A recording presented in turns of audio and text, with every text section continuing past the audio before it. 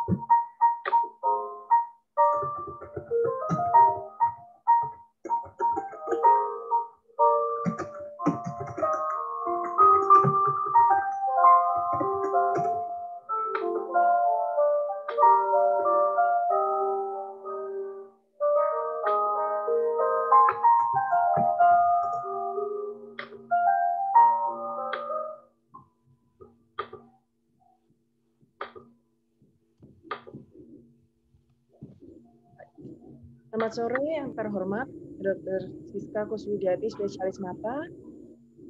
Yang terhormat Dr. Celia MK Neurosurgery, spesialis bedah saraf, dan Dr. Michael Kate. Serta selamat sore kepada teman-teman terkasih. Selamat datang di acara talk show kolaborasi Sobat Matamu dan ANR Neuroscience. Perkenalkan, saya Ivana Beatrice menjadi MC dalam talk show kali ini. Sebelum memulai acara ini, ada baiknya saya bacakan terlebih dahulu tata tertib dalam mengikuti talk show. Yang pertama, peserta diharapkan hadir 15 menit sebelum dimulai. Peserta wajib menggunakan nama yang sesuai dengan nama yang terdaftar pada Google Form. Ketiga, peserta dimohon menonaktifkan video dan suara selama talk show berlangsung. Selanjutnya, peserta dipersilahkan bertanya pada kolom chat dan akan dibacakan oleh moderator pada sesi tanya jawab, atau peserta dapat raise hand untuk bertanya secara langsung. Yang terakhir, sertifikat akan diberikan pada peserta yang mengisi link absensi di akhir sesi. Baik, untuk mengawali acara ini, kita akan membuka dengan doa. Kepada Saudara Robert, kami persilahkan. Baik teman-teman, sebelum memulai acara ini, mari kita mulai dengan doa terlebih dahulu. Doakan saya pimpin secara Kristen. Untuk yang memiliki agama lain boleh berdoa sesuai dengan kepercayaannya. Dalam nama Bapa dan Putra dan Roh Kudus, amin. Tuhan, terima kasih atas berkat penyertaan-Mu sehingga kami bisa memulai webinar talkshow Papila Edema kali ini. Kiranya Engkau memberkati pembicara kami agar dapat menyampaikan segala sesuatu dengan baik dan agar kami bisa mempelajari hal yang baru. Terima kasih Tuhan, di dalam nama-Mu kami berdoa dan bersyukur. Tuhan, haleluya, amin. Dan Bapa, Putra, dan Roh Kudus, amin. Baik, terima kasih Robert. Sebelumnya tadi sudah disebutkan bahwa talk show ini merupakan persembahan kolaborasi dari ANR Neuroscience dan Sobat Matamu. Izinkan kami memperkenalkan diri terlebih dahulu. Kepada Robert sebagai perwakilan dari ANR, kami persilahkan. Baik, terima kasih sebelumnya. Terima kasih teman-teman telah hadir, teman sejawat, dokter dan adik-adik, dan juga kakak-kakak sekalian. Jadi izin untuk memperkenalkan, ANR atau disingkat sebagai Atma Jaya Neuroscience Research merupakan kelompok penelitian dan studi yang resmi di bawah Magister Ilmu Biomedik FKIK UAJ dengan peminatan di bidang neuroscience, khususnya di bagian bedah saraf dan juga neurologi. Tujuan kami adalah untuk mengembangkan pendidikan bagi komunitas medis maupun non-medis, kemudian pengembangan penelitian di Unika Atma Jaya sendiri, dan juga pengabdian di bidang masyarakat. ANR saat ini dijalankan oleh mahasiswa S2 Biomedik FKIK UAJ di bawah bimbingan pendiri ANR. Salah satunya adalah pembicara kita saat ini, yaitu Dr. Celia, spesialis bedah saraf. Kemudian 3 pembimbing lainnya adalah Dr. Jimmy, spesialis saraf, kemudian Dr. Yuda, dan juga Dr. Subianto Ali. Sekian untuk perkenalan singkat untuk ANR. Untuk informasi lebih lanjut dapat follow ke dalam Instagram kami @anr.neuroscience. Terima kasih. Saya lanjutkan kepada Ivana untuk memperkenalkan mengenai Sobat Matamu. Silakan Ivana. Baik, terima kasih Robert. Selanjutnya saya izin memperkenalkan Sobat Matamu. Sobat Matamu merupakan akun resmi Departemen Ilmu Kesehatan Mata FKIK Unika Atma Jaya. Jadi kami hadir dengan tujuan untuk mengedukasi masyarakat mengenai kesehatan mata, sehingga dapat turut serta mencerdaskan dan mencegah penyakit mata, sehingga lebih banyak lagi penglihatan yang terselamatkan. Edukasi kami kemas dalam beberapa bentuk, seperti basic knowledge, yang menyajikan informasi secara langsung mengenai kesehatan mata dan penyakit mata. Kemudian ada mitos dan fakta, tips dan pencegahan, dan yang terbaru ada journal reading yang menyajikan bukti ilmiah langsung melalui ringkasan jurnal. Kemudian ada juga mini case study sebagai wadah belajar bersama melalui kasus nyata pada layanan kesehatan primer. Untuk informasi lebih lanjut dapat mengikuti juga Instagram kami di @sobatmatamu, sobat.matamu. Selanjutnya saya akan membacakan CV moderator yang akan memandu jalannya talk show pada hari ini. Dr. Michael Carey. Dr. Michael Carey menempuh pendidikan dokternya di FK Unika Atma Jaya pada tahun 2009 hingga 2015. Dan saat ini sedang melanjutkan PPDS Neurologinya di FK Universitas Hasanuddin, Makassar. Beliau sempat menjadi asisten dosen di Departemen Biologi FKUAJ pada tahun 2015 dan asisten penelitian Departemen Neurologi FKUAJ pada tahun 2016 hingga 2020. Beliau juga bekerja sebagai dokter umum di RS Atma Jaya pada tahun 2017 hingga 2020. Beliau juga sejak internship hingga sekarang, beliau tergabung dalam organisasi IDI. Tanpa berlama-lama lagi, mari kita mulai talk show kita yang akan dipandu oleh moderator. Kepada Dr. Carey, waktu dan tempat kami persilahkan. Ya, halo, selamat sore. Terima kasih kepada Dr. Ivana selaku host dari acara ini. Terima kasih juga kepada Dr. Robert dan Dr. Michael yang telah mengundang saya sebagai moderator. Hari ini kita akan memulai diskusi talk show mengenai papil edem. Sebelumnya kita memperkenalkan dulu ada 2 pembicara, bisa di share screen untuk CV dari 2 pembicara. Ya, Kedua pembicara ini merupakan dosen di Fakultas Kedokteran Unika Atmajaya, dan tentunya kita akan mendapatkan banyak ilmu dari beliau. Pertama dari Dr. Siska Kuswidiati, spesialis mata, Master of Science. Beliau menempuh pendidikan di tahun 1999 sampai 2006. Itu S1 dan profesinya itu di Unika Atmajaya. Dilanjutkan dengan tahun 2007 sampai 2012 untuk PPDS, dan S2-nya itu untuk Master of Science-nya dari Universitas Gadjah Mada, Yogyakarta. Riwayat pekerjaan, beliau merupakan staf pengajar dan kepala departemen FKIK Unika Atmajaya untuk bagian ilmu kesehatan mata, staf KSM ilmu kesehatan mata di Rumah Sakit Atmajaya, dan bagian struktural di Rumah Sakit Atmajaya. Organisasi yang terkait ada Perdami, ID, Atmajaya Community of Ophthalmology, Program and Education, Indonesian Society of Cataract and Refractive Surgery, Asia Pacific Association of Cataract and Refractive Surgeons, dan juga sebagai tim surveyor IP akreditasi Rumah Sakit Pendidikan. Untuk pembicara kedua, Dr. Celia, Magister Kedokteran, Neurosurgeon, spesialis bedah saraf. Beliau menempuh pendidikan dari tahun 2004 sampai 2010 untuk S1 dan profesinya itu dari Fakultas Kedokteran Universitas Tarumanegara Jakarta.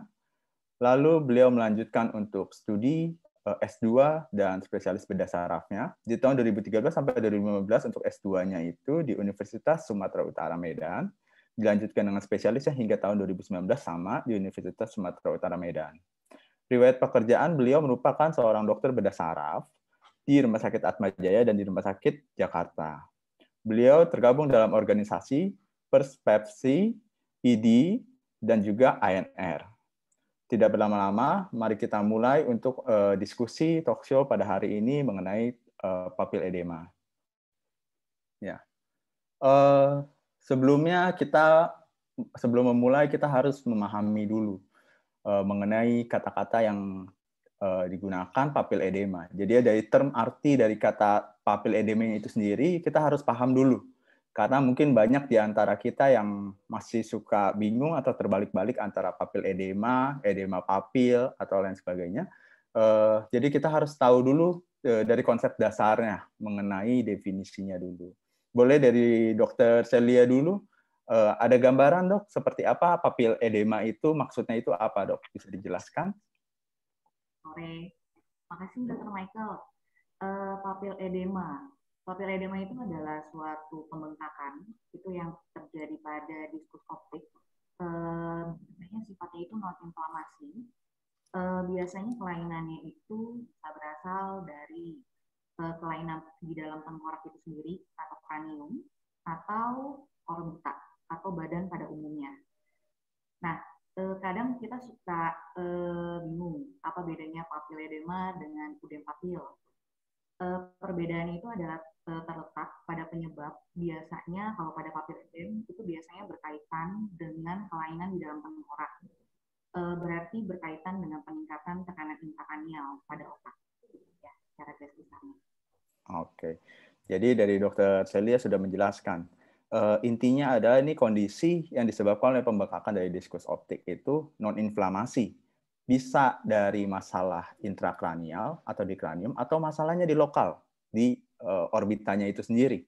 Nah, kalau kita mengacu ke intrakranial, pasti balik lagi kita harus memikirkan penyebabnya adalah peningkatan intrakranial tersebut. Nanti kita bahas lebih lanjut, dan kita juga bahas mengenai gambaran seperti apa sih dari anatominya, dan kita akan melanjut ke diagnosis dan lain sebagainya. Saya mau minta pendapat juga dari Dr. Siska mengenai kebalikannya, edema papil. Bisa dijelaskan, Dok, mengenai edema papil supaya kita bisa paham dari aspek matanya juga? Baik, terima kasih Mas Lakari. Selamat sore teman-teman semuanya. Selamat sore Dr. Celia.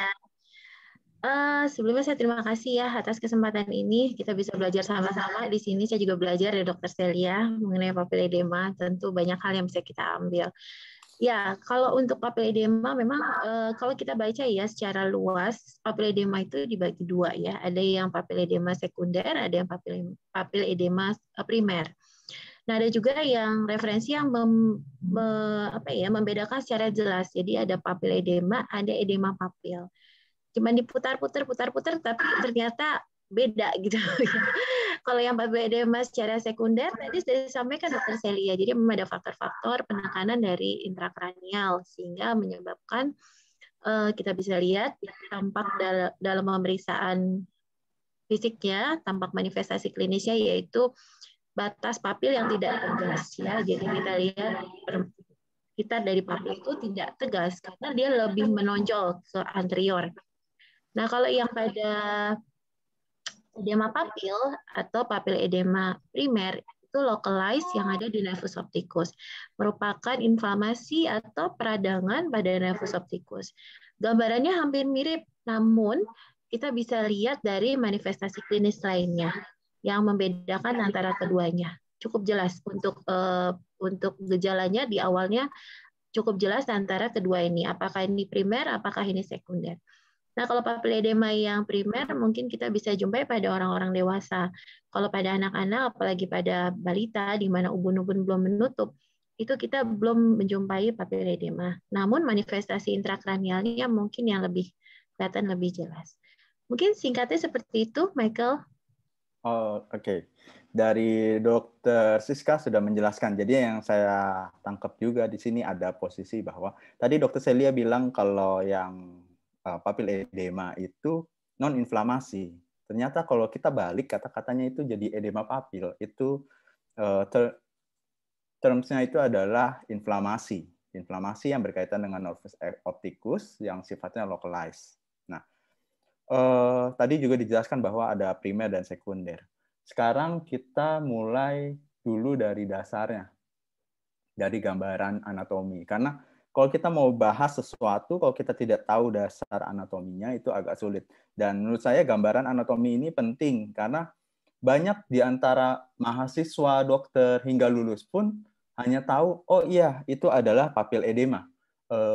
Berkaitan dengan apa? Taunya cuma TIK. Tapi begitu kita balik, kok bisa dibilang TIK meningkat sama edema papil tuh koneksinya ada di mana? Jadinya banyak mahasiswa atau dokter-dokter yang kurang memahami aspek dari anatominya. Nah, di sini saya mau dari Dokter Celia dulu memberikan gambaran. Apa sih, Dok, dari aspek anatomi yang berkaitan antara peningkatan tekanan intrakranial dan munculnya gambaran papil edema itu sendiri? Boleh dijelaskan, Dok? Oh, Dok. Saya siapin dulu ya, Dr. Michael. Iya, boleh, Dok. Silakan, Dok.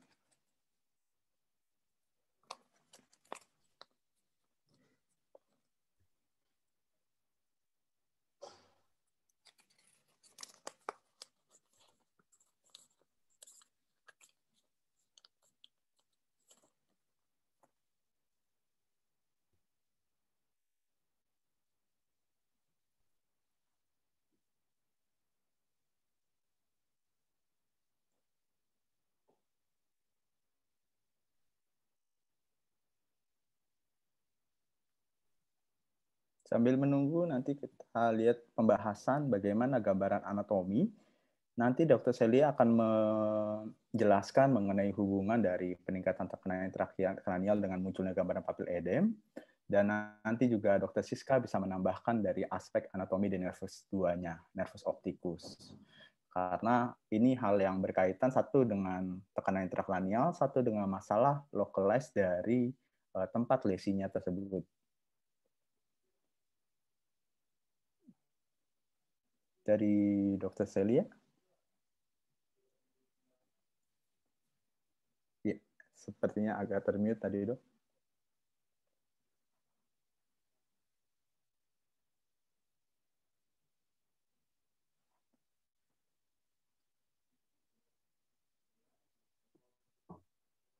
Baik, Dok.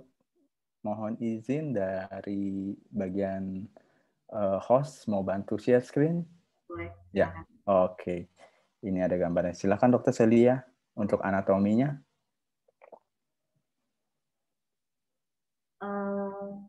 Kita akan bahas dulu mengenai anatomi daripada nervus opticus.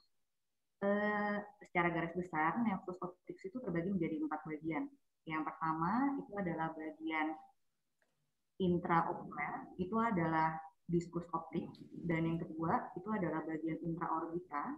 Intraorbita itu dimulai dari permukaan belakang daripada struktur. Kemudian ada lagi yang namanya bagian intrakanalikuler. Intrakanalikuler itu nanti terakhir dia akan berhubungan dengan bagian intrakranial. Nanti terakhir akan bergabung optik.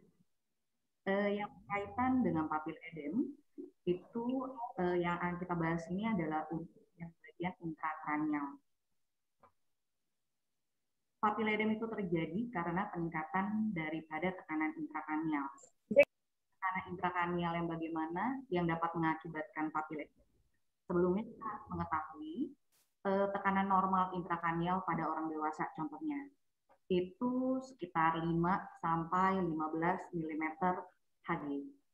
Jika dijumpai peningkatan tekanan intrakranial di atas 20 mm Hg, itu biasanya mengakibatkan penumpukan daripada ruang daripada subarachnoid itu terletak di antara pia mater dan dura mater yang merupakan bagian intrakranial daripada nervus optik, sehingga mengakibatkan CSF menjadi terisi pada bagian daripada ruang subarachnoid, sehingga mengakibatkan ruang daripada subarachnoid itu biasanya melebar. Ruang subarachnoid melebar, dia akan mengakibatkan pembuluh darah yang ada di dalamnya, arteri vena daripada retinal biasanya akan mengalami kongestif atau kontriksi, sehingga efeknya akan terjadi bendungan pada sirkulasi perifer pada lamina cribosa, sehingga mengakibatkan pembengkakan daripada diskus optik. Nah, itulah yang mengakibatkan kenapa bisa terjadi papil edem berkaitan dengan kelainan di dalam tengkorak atau kranium itu sendiri. Itu dia, Dr. Michael Terry. Ya, baik dok.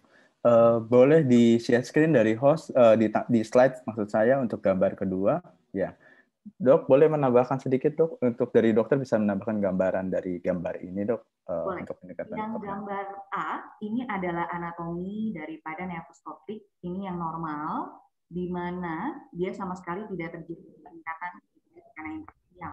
Sementara yang gambar yang B, ini adalah suatu keadaan di mana dijumpai peningkatan tekanan intrakranial sehingga berakibat terisi CSF space itu pada ruang daripada subarachnoid sehingga mengakibatkan ruang subarachnoid ini menjadi melebar. Hal ini yang mengakibatkan pembuluh darah di dalam subarachnoid space, yakni arteri vena daripada retinal itu mengalami kongestif, sehingga mengakibatkan pembengkakan daripada lamina cribosa, sehingga mengakibatkan pembengkakan daripada diskus optik atau protrusi daripada diskus optik. Nah, hal ini yang mengakibatkan terjadinya papil edema pada seseorang. Oke, jadinya dari Dr. Celia sudah jelas ya memberikan gambarannya bahwa dari nervus opticus tersendiri itu ternyata dilapis juga oleh bagian meningens dari otak itu sendiri. Jadinya di bagian nerve optik itu dilapis oleh cairan CSF. Jadi ada koneksinya. Kalau seandainya CSF yang ada di ventricle itu membesar, maksud saya banyak jumlahnya bisa karena obstruktif atau non obstruktif.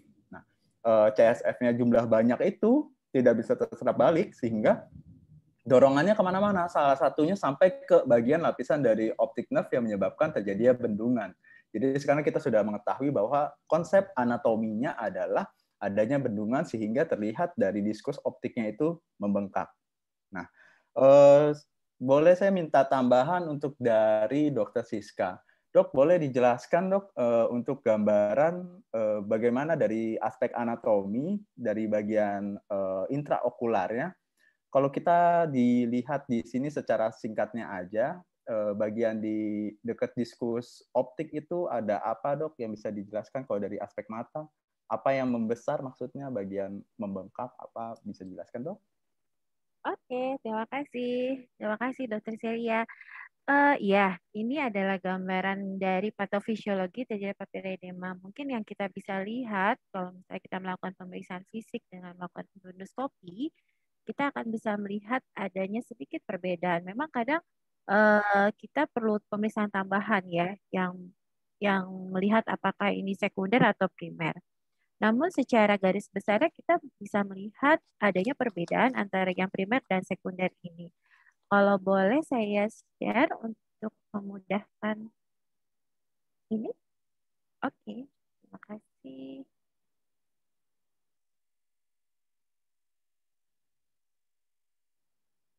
Oke. Jadi, nah ini ada dua perbedaan di sini. Mungkin sebelum saya tunjukkan gambarnya, kita lihat dulu dari sisi gejalanya ya. Kalau papil edema kita bisa melihat kedua mata jadi bilateral ya, itu adanya batas papil yang tidak tegas. Namun kalau kita periksa visusnya masih baik.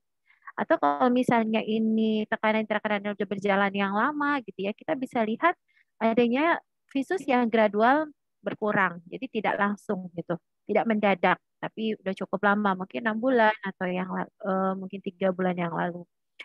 Lalu yang berikutnya adalah pada saat kita lakukan perimetri, kita jumpai adanya pelebaran bintik buta. Jadi kita tahu bahwa bintik buta itu adalah daerah lapang padang yang sama sekali tidak ada visus di situ.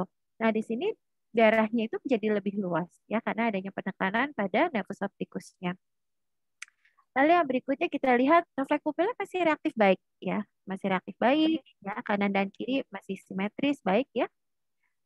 Lalu yang berikutnya kalau kita cek isi hara tes gitu kita lihat oh ternyata penglihatan warnanya masih baik, kontrasnya masih baik, saturasi masih oke. Jadi pasiennya tidak ada gangguan visus, melihat warnanya juga tidak terganggu, pasiennya tidak merasa redup ya.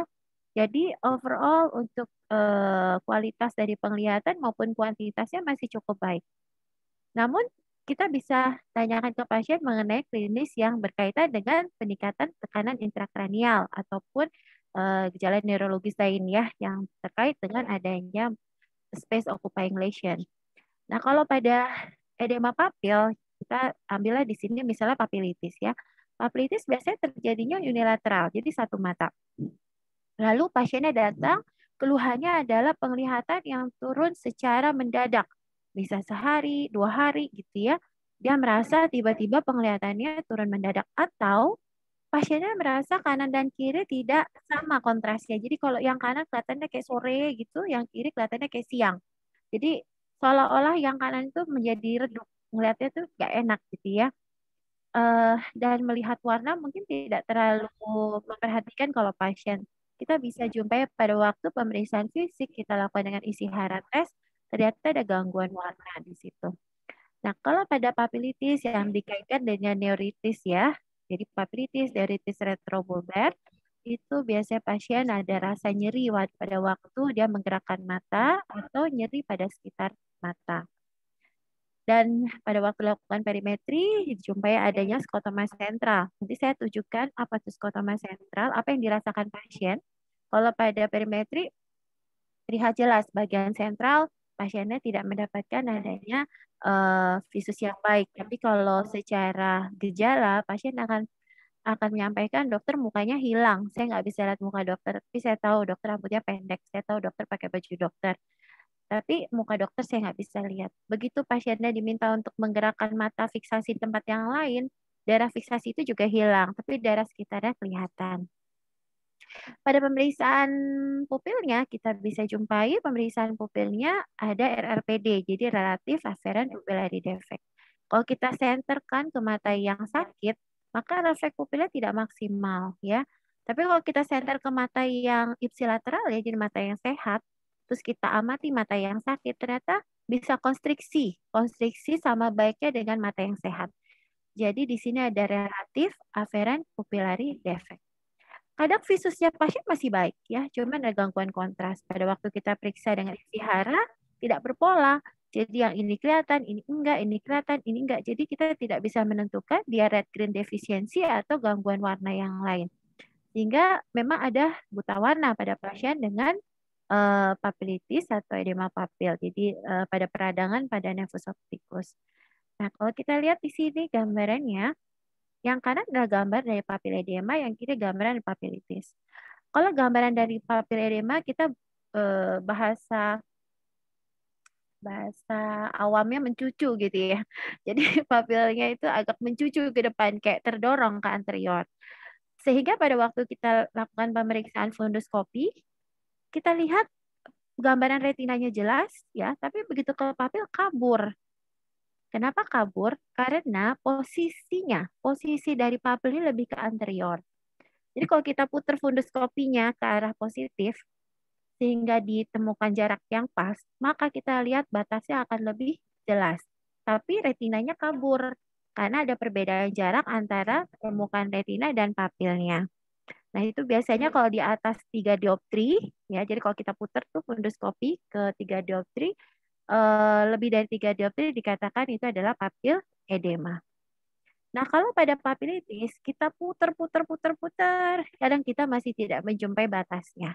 Karena memang kita kembali lagi ke etiologinya bahwa yang bermasalah nervus opticus. Jadi yang meradang adalah nervus opticus.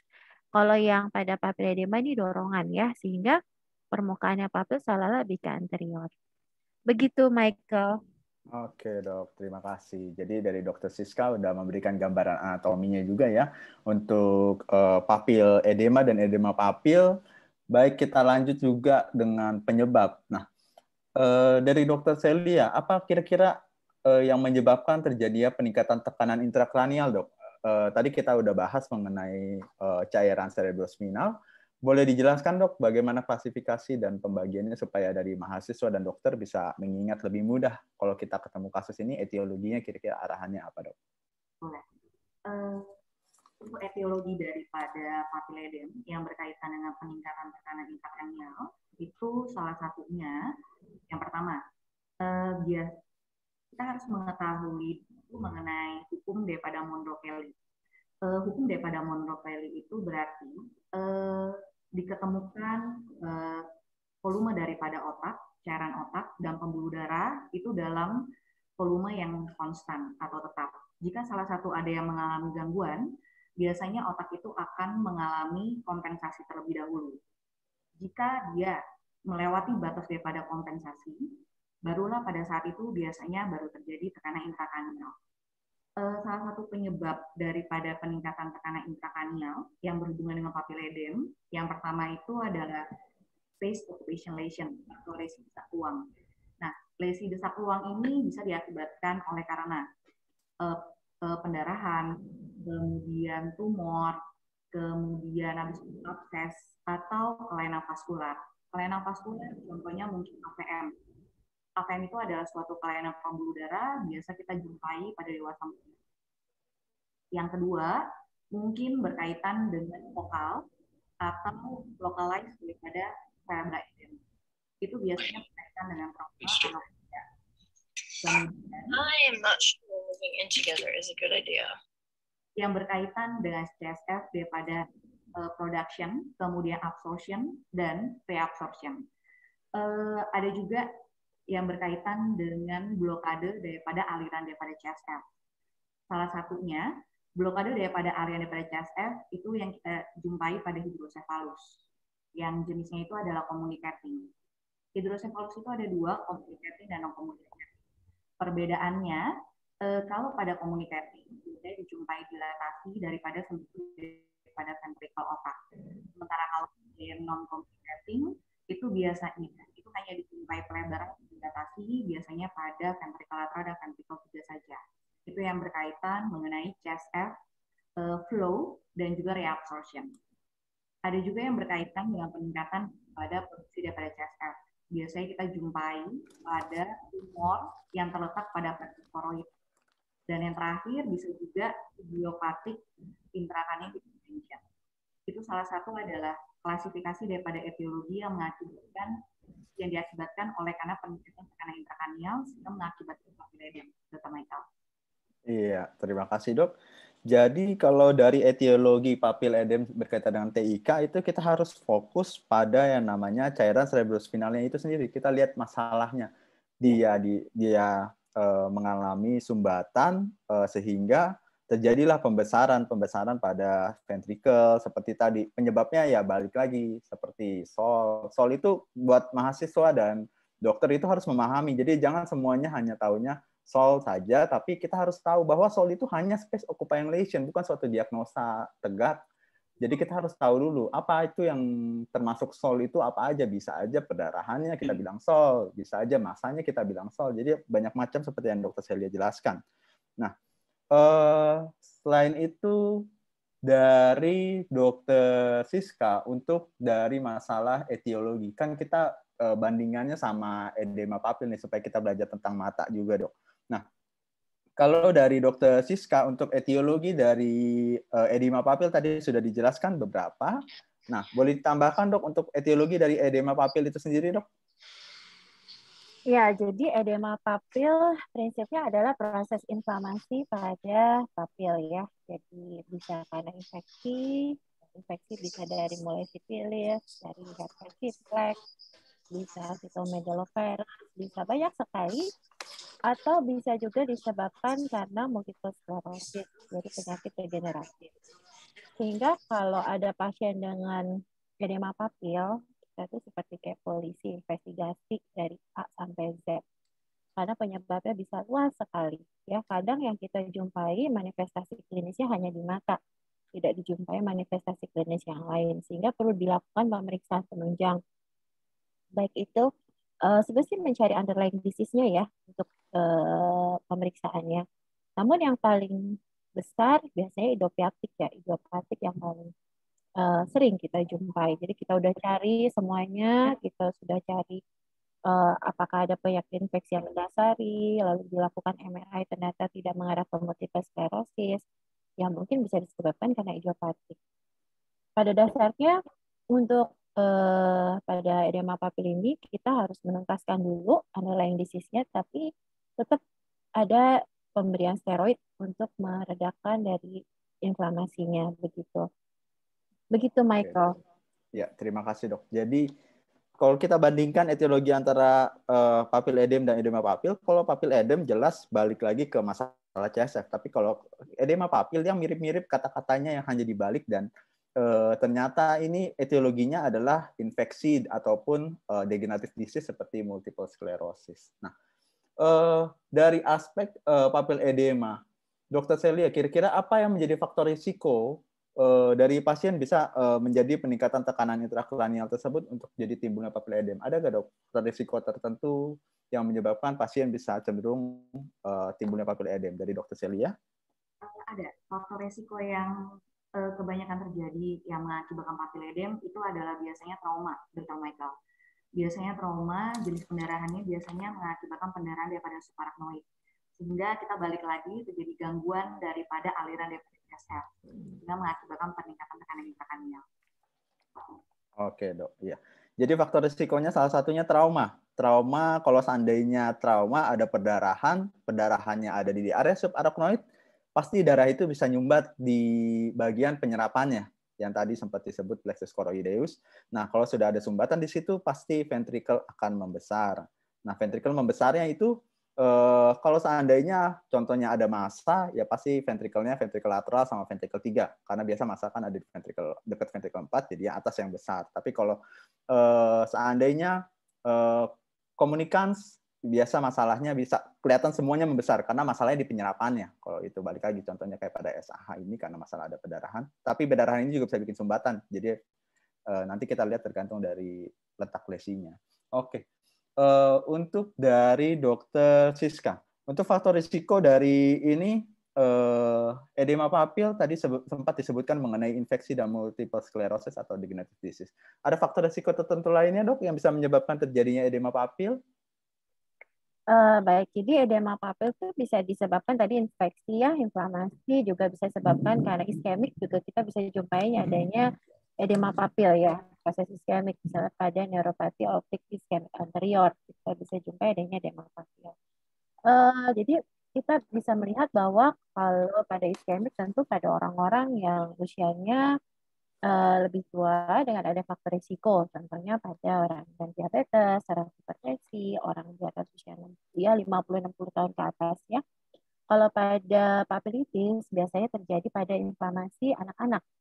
Ya, anak-anak post-viral infection. Jadi biasanya kalau kita jumpai pasien itu dia pernah batuk, pilek, demam, 2 minggu yang lalu. Nah, sekarang muncullah yang namanya papilitis, gangguan penglihatan secara mendadak.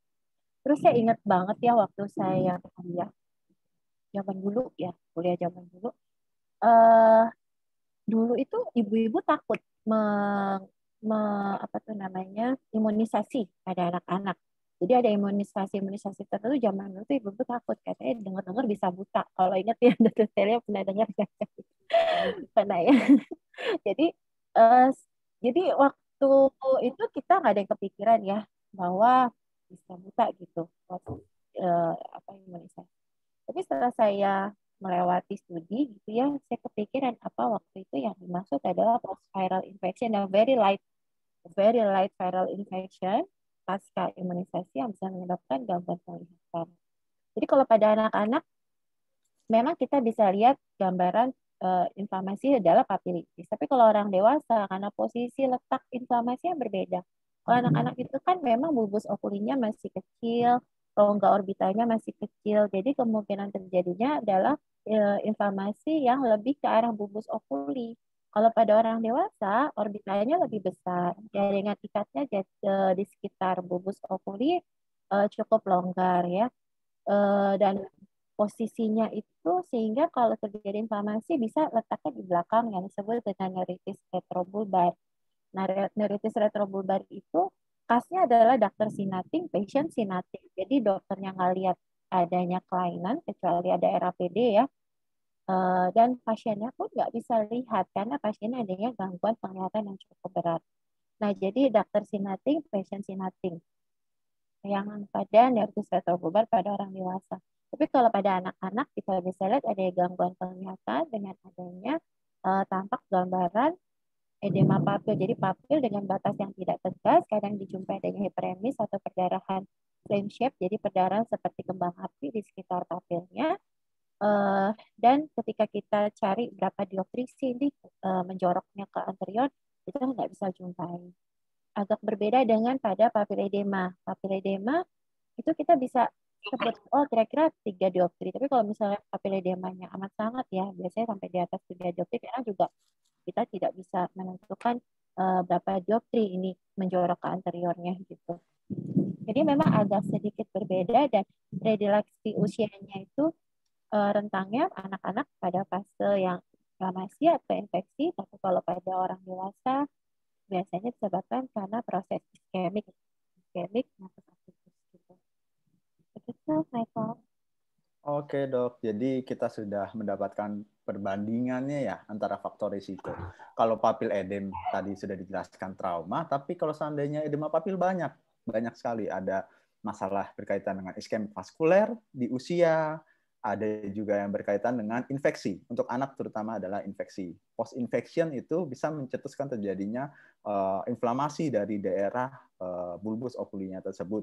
Nah, selanjutnya kita bahas juga dari aspek manifestasi klinis atau gejala. Jadi saat kita sudah tahu penyebab, kita tahu faktor risiko, kita harus mengenali juga gejalanya. Untuk memulai start, kita bisa anamnesis, selain penyebab, faktor risiko kita pertimbangkan. Gejalanya bagaimana, Dokter Celia? Untuk peningkatan tekanan intrakranial secara sistemik. Secara general, kan itu masalah sistemik kalau tekanan intrakranial. Boleh dijelaskan, Dok, untuk bagian aspek penyebab dari peningkatan tekanan intrakranial? Sorry dok, gejalanya maksudnya, gejala peningkatan tekanan intrakranial apa aja dok? Gejalanya salah satunya otomatis dijumpai tanda-tanda peningkatan tekanan intrakranial.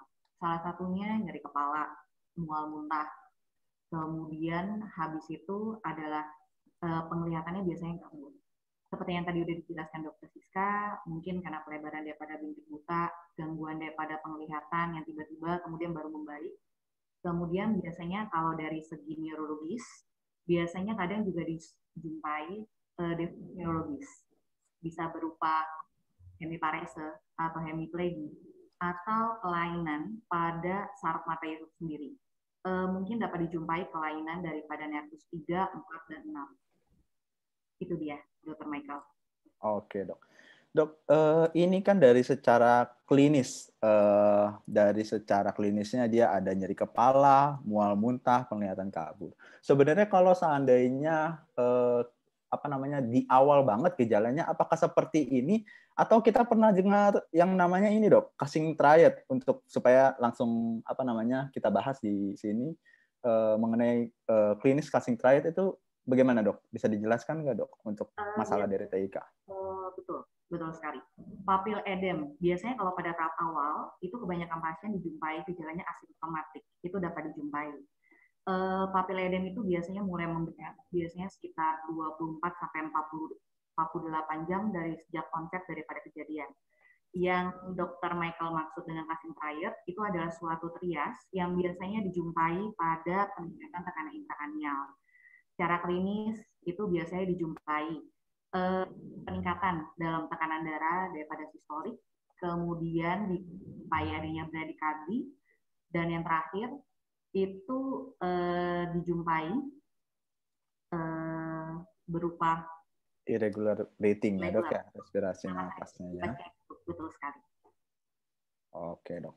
Jadinya bagi para dokter dan mahasiswa, kalau kita mau melihat gejala peningkatan intrakranial walaupun depannya asimptomatik, tapi kita harus memikirkan kalau ada nyeri kepala, muntah proyektil, ditemukan lagi defisit neurologis. Defisit neurologis menunjukkan adanya sesuatu masalah di dalam kepalanya. Kalau vokal ya jelas berarti mungkin ada SOL atau lesi yang pendarahan di situ, itu udah jelas berarti ada sesuatu di dalam kepalanya, kita harus memikirkan. Terus juga gejala-gejala terkadang ada yang dijelaskan yang tadi Cushing triad. Itu jangan temuin Cushing triad bukan gejala awal. Kalau pasien sudah ketemu Cushing triad berarti gejalanya akhir ya Dok ya. Udah memburuk ya TIK-nya ya Dok. Jadi bukan masalah ketemu Cushing triad baru kita mikirin oh ini ada TIK ya Dok. Iya. Begitu Dok? Ya, jadi jangan baru mempertimbangkan peningkatan TIK saat Cushing triad sudah ditemukan. Tapi dari yang tadi Dr. Shelly jelaskan, udah mulai ada nyeri kepala, muntah, dan lain sebagainya. Oke. Dari Dr. Siska, untuk gejala-gejala tadi kan banyak berkaitan dengan masalah iskemik pada usia tua yang tadi, atau masalah post-viralnya. Gejala klinis manifestasi dari yang sering Dok, dari yang penyebab yang sering papil edem itu, gejalanya apa aja Dok? Yang edema papil yang bikin menyebabkan edema papil, gejalanya apa Dok? Kalau dari aspek mata Dok. Contohnya kita bisa ambil yang tentang iskemik dan tentang post viral infection tersebut Dok. Ya. Kalau pada gejalanya tentu yang paling dominan nomor satu pasti gangguan penglihatan. Jadi pasien datang dengan gangguan penglihatan. Ada juga pasien yang datang, kalau pada kasus neuritis ya, datang itu dia merasa kok matanya redup sebelah, nggak enak lah gitu ya. Matanya redup sebelah, jadi dia rasanya tidak enak. Mungkin saya akan sedikit share, kalau boleh. Jadi gejalanya ini yang kita bisa jumpai yaitu skotoma sentral. Jadi skotoma itu adalah area yang terdiri dari daerah yang abnormal ya, bisa di sentral, bisa di perifer, bisa konstriksi atau yang menyeluruh, dengan daerah sekelilingnya yang relatif normal. Jadi bukan sekitarnya itu normal, belum tentu. Sekitarnya hanya relatif lebih normal dibandingkan bagian yang mengalami skotoma. Nah, pada yang papilitis biasanya dijumpai ada skotoma sentral. Jadi pasien itu merasakan pandangannya kabur disertai dengan seperti tertutup. Jadi ada yang skotoma yang masih bisa lihat bentuk bayangannya dengan daerah yang lainnya lebih jelas, hanya bagian saya kayak ketutup filter ya gitu. Tapi ada juga yang tengah kayak keblok dinding hitam seperti ini. Jadi kita perlu tanyakan pasien apa yang dirasakan gitu ya. Nah, pada waktu kita melakukan yang paling sederhana, kalau kita nggak punya perimetri, kita bisa lakukan dengan uji lapang pandang. Uji lapang pandangnya yaitu dengan melakukan konfrontasi tes. Karena lapang pandangnya yang hilang ini cukup signifikan, kalau kita melakukan konfrontasi tes, sebelum kita mulai, kita tanyakan ke pasien, Pak, Bu, gimana? Muka saya ada hilang nggak? Oh, mukanya dokter hilang bagian depannya hilang, hidung dokter nggak ada gitu, atau saya tahu alis dokter tapi kok daerah lain saya nggak kelihatan ya gitu, tapi saya tahu dokter pakai baju dokter dan lain sebagainya. Jadi skotoma sentral itu dia tidak bisa melihat daerah yang difiksasinya. Jadi kadang kalau pada orang skotoma sentral dia akan mencari-cari melihatnya karena bagian sentralnya terblok. Lalu yang kedua adalah penurunan visus ya, tadi penurunan visus. Yang ketiga adalah gangguan warna. Jadi kalau misalnya kita tes dengan isi hara tes, ternyata pasiennya itu ada yang bisa baca, ada yang nggak bisa baca gitu ya. Terus kontras ya, jadi kalau misalnya kontras itu kan ada satu dua warna yang walaupun warnanya tipis-tipis ya, tipis-tipis berbeda, tapi pasien bisa membedakan. Nah, pada orang dengan yang papilitis, dia tidak bisa membedakan warna yang tipis-tipis. Kadang adanya warna itu berubah, jadi misalnya merah dibilang jambon, atau dibilang orange, dan lain sebagainya. Lalu kalau untuk gejala yang lain, kadang pada edema papil, contohnya pada neuritis, pasien merasakan nyeri pada sekitar bola matanya, karena di situ adanya inflamasi di rongga orbita sehingga dia mengiritasi jaringan-jaringan di sekitarnya, termasuk otot dan sebagainya. Sehingga pasiennya akan cenderung, ini nggak enak banget tuh sekitar bola mata saya, tuh saya kalau ngelirik-ngelirik lebih sakit lagi. Itu pada neuritis. Nah, kalau pada yang ischemic anterior, kadang pasien itu dijumpai adanya pulse yang hilang. Jadi misalnya pada giant cell arthritis atau giant cell arthritis itu daerah arteri temporalis kalau misalnya kita palpasi tidak teraba denyut nadinya karena adanya trombosis di situ. Nah, seperti itu Dokter Kerry. Jadi memang manifestasi klinis yang kita jumpai bisa dari gejalanya seperti demikian dan pemeriksaan fisik yang bisa kita lakukan sederhana sebetulnya ya kalau misalnya alat perimetri terlalu canggih, kita bisa lakukan transplantasi tes yang paling mudah. Dimulai dengan kita tanya ke pasien apakah muka saya terlihat jelas atau tidak. Gitu. Oke dok. Dok, saya mau tanya sedikit boleh dok mengenai aspek skotoma sentral dok. Ya. Sebenarnya skotoma sentral itu kelainan lesinya itu kenapa bisa cuma satu titik? Apakah ada di lokal di matanya itu ada masalah di satu titik itu sehingga penglihatannya tidak bisa dilihat di satu titik atau masalahnya ada poinnya di mana dok untuk skotoma sentral dok? Iya.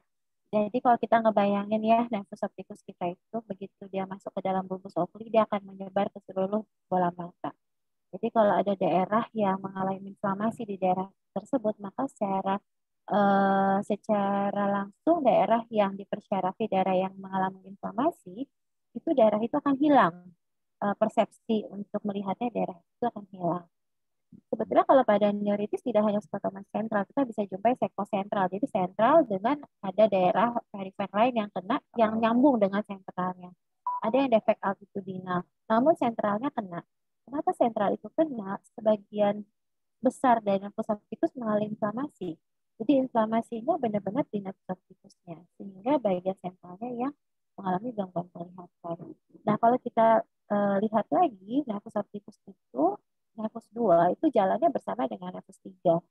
Jadi kalau misalnya nervus 2-nya mengalami inflamasi, nervus 3-nya refleks cahayanya juga jadi berkurang. Jadi kita jumpai adanya RAPD diiringi dengan adanya gangguan visus. Begitu.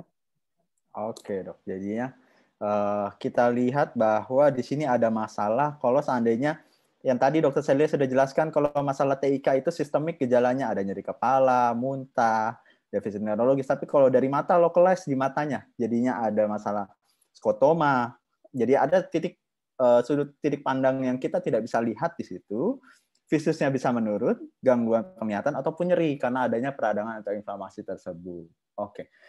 Dari aspek diagnosis, Dokter Celia bisa bantu untuk diagnosanya. Bagaimana kita menegakkan diagnosa TIK secara generalnya supaya pada dokter mahasiswa, para dokter ini bisa, oh ini penegakan diagnosa, saya punya konsep ini supaya kita bisa, ini ada masalah TIK meningkat. Oke, Dokter Celia bisa bantu? Untuk balik lagi ke dalam anamnesa dan pemeriksaan klinis.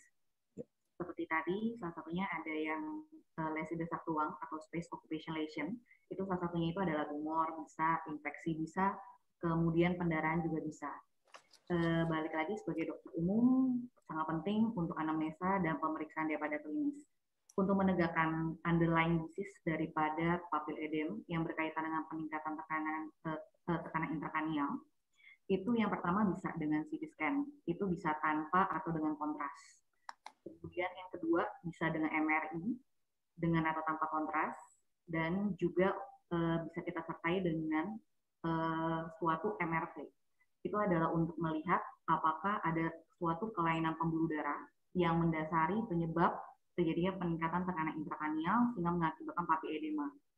Dan yang ketiga, jika kita yakin atau suspek diakibatkan oleh suatu infeksi, contohnya seperti meningitis, dapat kita pilih pemeriksaan lumbal fungsi atau fungsi lumbal.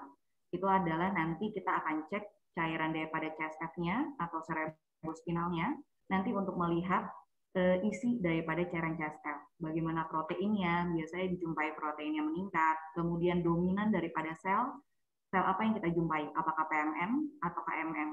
Biasanya kalau pada bakterial, kita jumpainya itu adalah, dominannya itu adalah PMM dibandingkan MM. Seperti itu, Dr. Michael. Oke, Dok. Jadi untuk para mahasiswa dan dokter sekalian, kalau seandainya kita lihat TIK, kita harus pikirin banyak hal. Bisa tumor, infeksi, perdarahan. Jadi kita arahkan untuk anamnesisnya. Kalau seandainya akut, subakut, akut mungkin perdarahan, vaskuler. Kalau subakut kita arahkan ke infeksi, atau kronik kita arahkan ke tumor. Jadi anamnesis menjadi basic penting di sini untuk kita bisa mengetahui etiologi dari TIK-nya itu sendiri. Nanti kita bisa bantu dengan CT scan untuk melihat lesi anatomis di dalamnya ada masalah apa, MRI kalau seandainya masalahnya tumor atau infeksi, kita bisa bantu pakai MRI, atau nanti ada MRV. MRV boleh dijelaskan sedikit, Dok? MRV itu apa, Dok? Supaya dokter dan mahasiswa juga tahu. Boleh.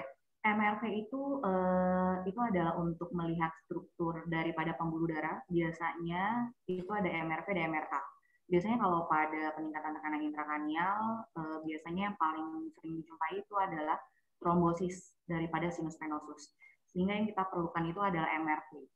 Nanti kita bisa lihat gambaran daripada struktur, daripada pembuluh vena daripada otak, sehingga nanti kita dapat melihat apakah ada clot atau bekuan darah itu yang terjadi di dalam pembuluh darah di otak.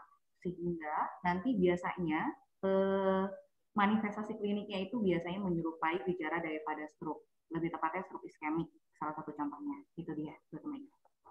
Oke. Jadi ya untuk teman-teman sekalian ada namanya MRA-MRV ya, magnetic resonance angiography. Satu lagi kita lihat satu arterinya, satu venusnya. Jadi nanti kita bisa lihat tuh dari pembuluh darahnya itu gambarannya nanti dari radiologi ngambilnya pembuluh darahnya saja. Nanti kita bisa tahu bahwa ada masalah nggak dari vaskulernya. Yang seperti yang tadi Dr. Celia jelaskan ada trombosis sinus venosus yang paling. Oke, Dok. Kalau dari aspek LP, Dok, terkadang ada sesuatu yang menjadi kontraindikasi bahwa seorang dokter umum harus mempertimbangkan juga ya, sebagai ini ilmu pengetahuan tambahan. LP itu tidak semuanya pasien dengan TIK meningitis kita langsung LP. Ada nggak yang kontraindikasi kita nggak bisa melakukan LP pada pasien ini, Dok? Betul sekali. Untuk lumbal fungsi memang benar sekali ada kontraindikasi, sehingga dibedakan menjadi dua biasanya, kontraindikasi yang absolut dan yang kedua adalah relatif. Untuk yang kontraindikasi yang absolut, biasanya dijumpai ada infeksi di lokasi tempat kita akan melakukan lumbal fungsi. Biasanya kita melakukan lumbal fungsi itu adalah di antara lumbal 34 atau 45. Kemudian biasanya kalau untuk kontraindikasi yang relatif, salah satunya, yang pertama, mungkin kita jumpai adanya suatu gambaran infeksi atau mungkin gambaran daripada massa di fossa posterior, dan yang terakhir biasanya itu adanya suatu untuk kontraindikasi yang relatif itu adalah ada dijumpai gambaran hidrosefalus seperti itu. Oke, mungkin platelet rendah juga bisa jadi pertimbangan ya, Dok, seberapa kita perlu atau enggak dalam kontraindikasi relatif. Oke, Dok.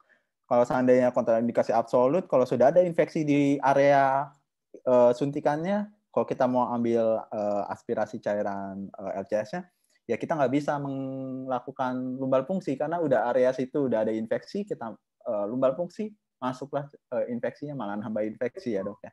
Oke, Dok. Oke, Dok. Jadi dari Dr. Celia sudah menjelaskan mengenai tata diagnosa untuk kita evaluasi peningkatan tekanan intrakranial.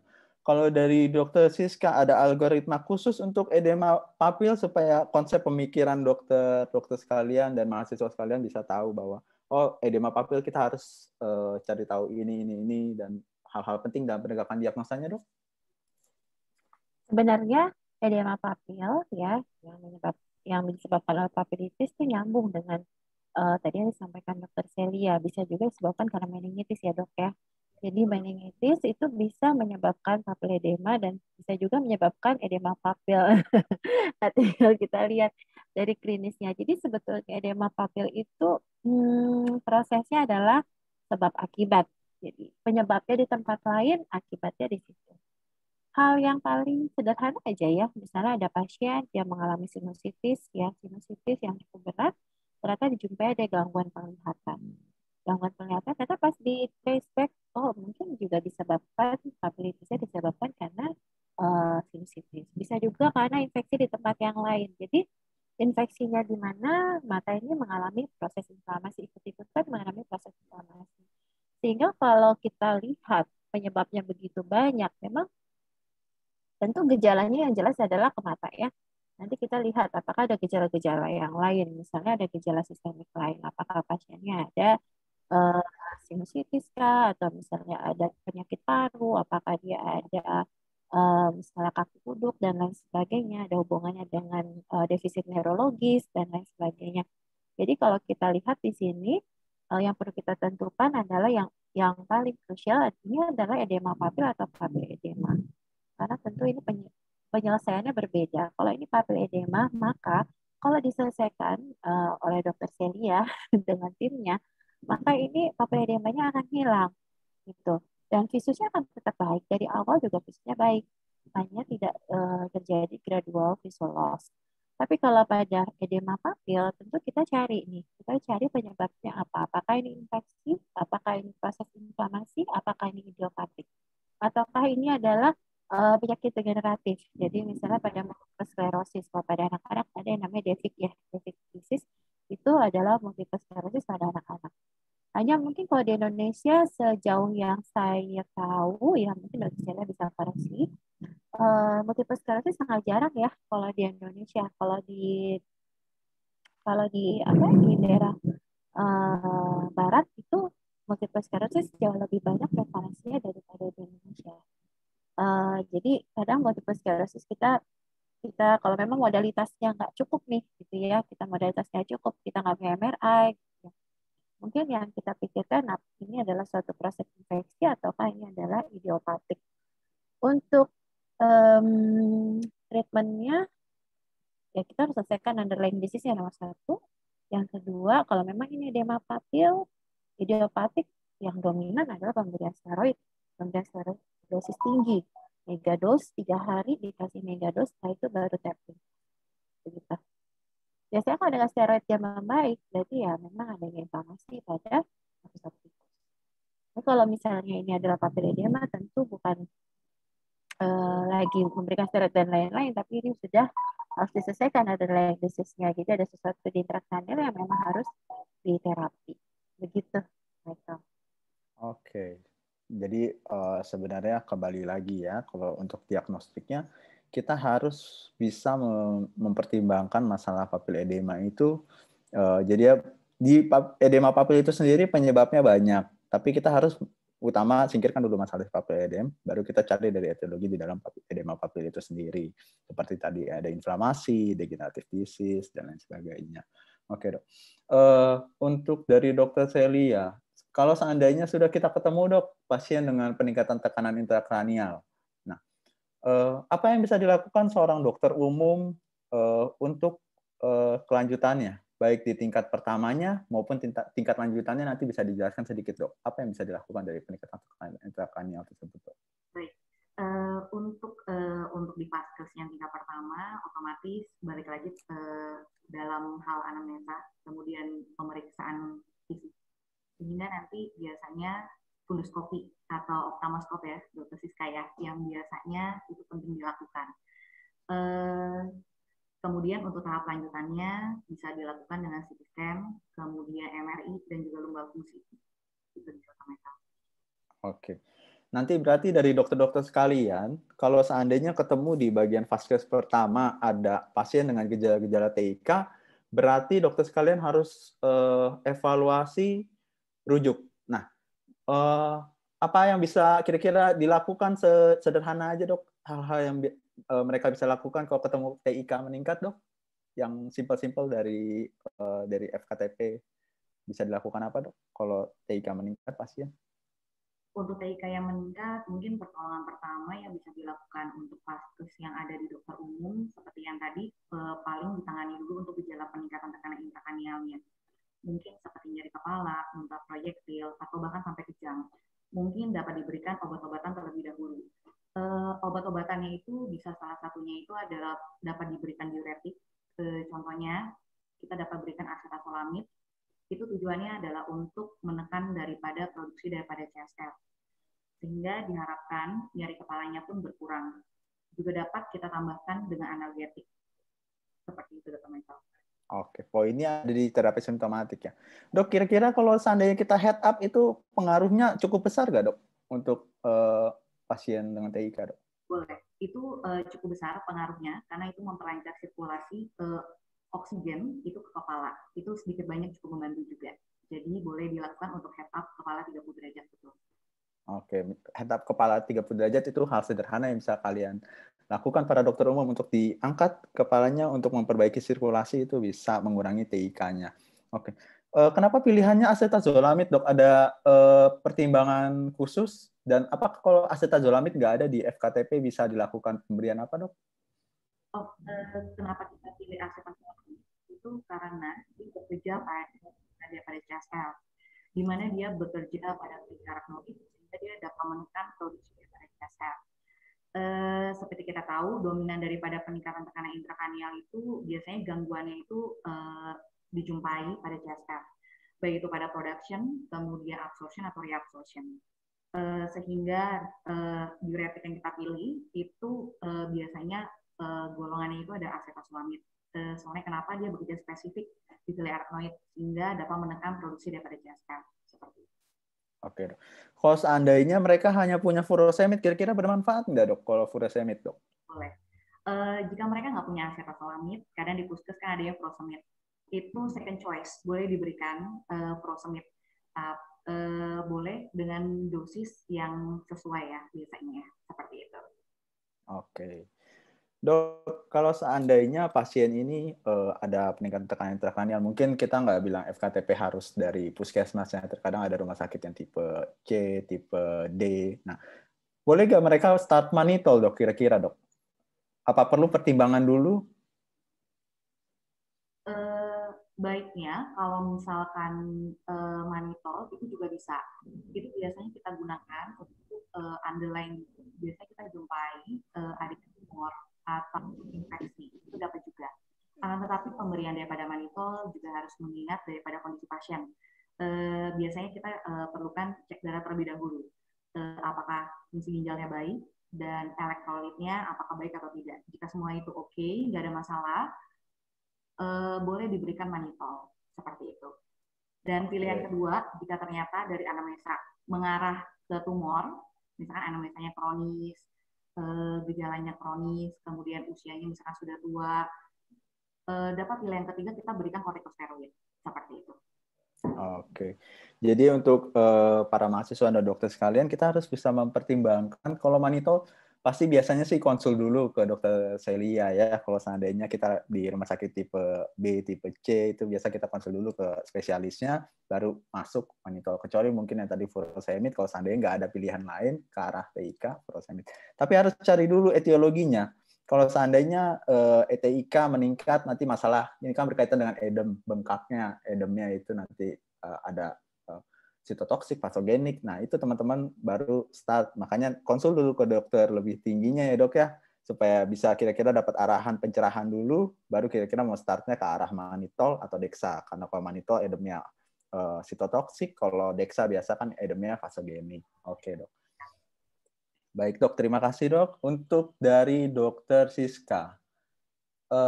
Ini saya mau evaluasi kalau dari FKTP untuk dari bagian edema papil.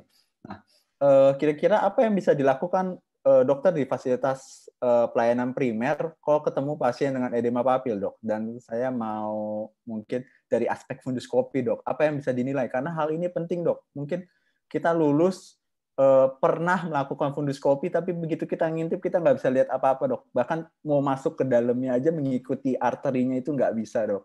Walaupun sudah didilatasi matanya dan nggak ngerti bedanya penangkapan seandainya itu sudah bengkak, diskus apa gimana, itu bisa dijelaskan, Dok, supaya teman-teman juga tahu, Dok. Baik, ya, memang fundoskopi ini little bit tricky ya. Nah, ini susah gampang gitu ya. Namun nggak usah khawatir kalau misalnya kita melakukan fundoskopi, kita bisa mulai dengan menggunakan obat untuk mendilatasi pupil yang namanya midriatil ya. Namun kembali lagi, ini mungkin dari pertama ya untuk mendiagnosis apakah ini papilitis, papiledema atau edema papil, tentu tadi yang gejala klinis sudah kita diskusikan sebelumnya. Lalu untuk DFKTP, diagnosis itu perlu ya, namun memang penanganan tetap harus dirujuk. Karena ini kalau dilihat kompetensi adalah kompetensi 2. Jadi kalau misalnya teman-teman DFKTP lihat kok aneh ya, papilnya kayak begini gitu ya, langsung rujuk aja nggak apa-apa. Nanti kita bisa telusuri apakah ini papilitis atau edema papil atau papiledema. Jadi cukup dengan melakukan pemeriksaan fisik, lalu pasti kalau DFKTP itu ya, sejauh yang saya tahu ya, di puskes itu punya isi hara. Walaupun isi haranya kadang sudah sedikit-sedikit berbaur warnanya, tapi itu masih bisa dipakai. Isi hara bisa dipakai. Lakukan konfrontasi tes. Konfrontasi sangat sederhana sekali. Jadi sedikit mengulas ya, konfrontasi tes bisa dilakukan kita dengan 2 mata terbuka atau 1 mata tertutup. Kalau 1 mata tertutup tentu yang kita buka adalah mata yang sejajar dengan mata yang dibuka oleh pasien. Jadi kalau kita buka kanan berarti pasien kiri. Lalu kita padankan lapang pandang kita dengan lapang pandang pasien. Apabila pasien kita mulai sudah bilang, waduh dokter, muka dokter udah kelihatan, berarti something wrong. Berarti mungkin itu adalah skotoma sentral. Kalau misalnya lapang pandangnya sangat signifikan, ada gangguan, terutama di bagian skotoma sentral, itu salah satu tanda dari edema papil. Lalu yang berikutnya ini belum pemeriksaan pasif ya. Begitu kita sudah melakukan fundoskopi, pastikan yang tadi sudah dilakukan. Karena kalau kita sudah melakukan fundoskopi, pasien sudah mulai silau.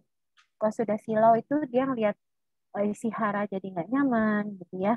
Kita lakukan pemeriksaan lapang padang juga udah nggak enak karena udah silau duluan. Apalagi yang mencoba fundoskopi mungkin tidak sering melakukannya sehingga perlu waktu yang lebih lama dibandingkan yang sering melakukan. Tapi it's okay, itu memang perlu dilakukan. Nah, kita bisa lakukan dengan menggunakan midriatil supaya pupilnya dilatasi dan kita lakukan pemeriksaan. Nomor 1, perlu nggak ya saya tampilkan videonya mungkin? Boleh, Dok. Boleh ya. Ini saya juga ngambil videonya dari YouTube. Teman-teman kalau mau lihat video di YouTube banyak sekali ya. Saya mungkin sedikit.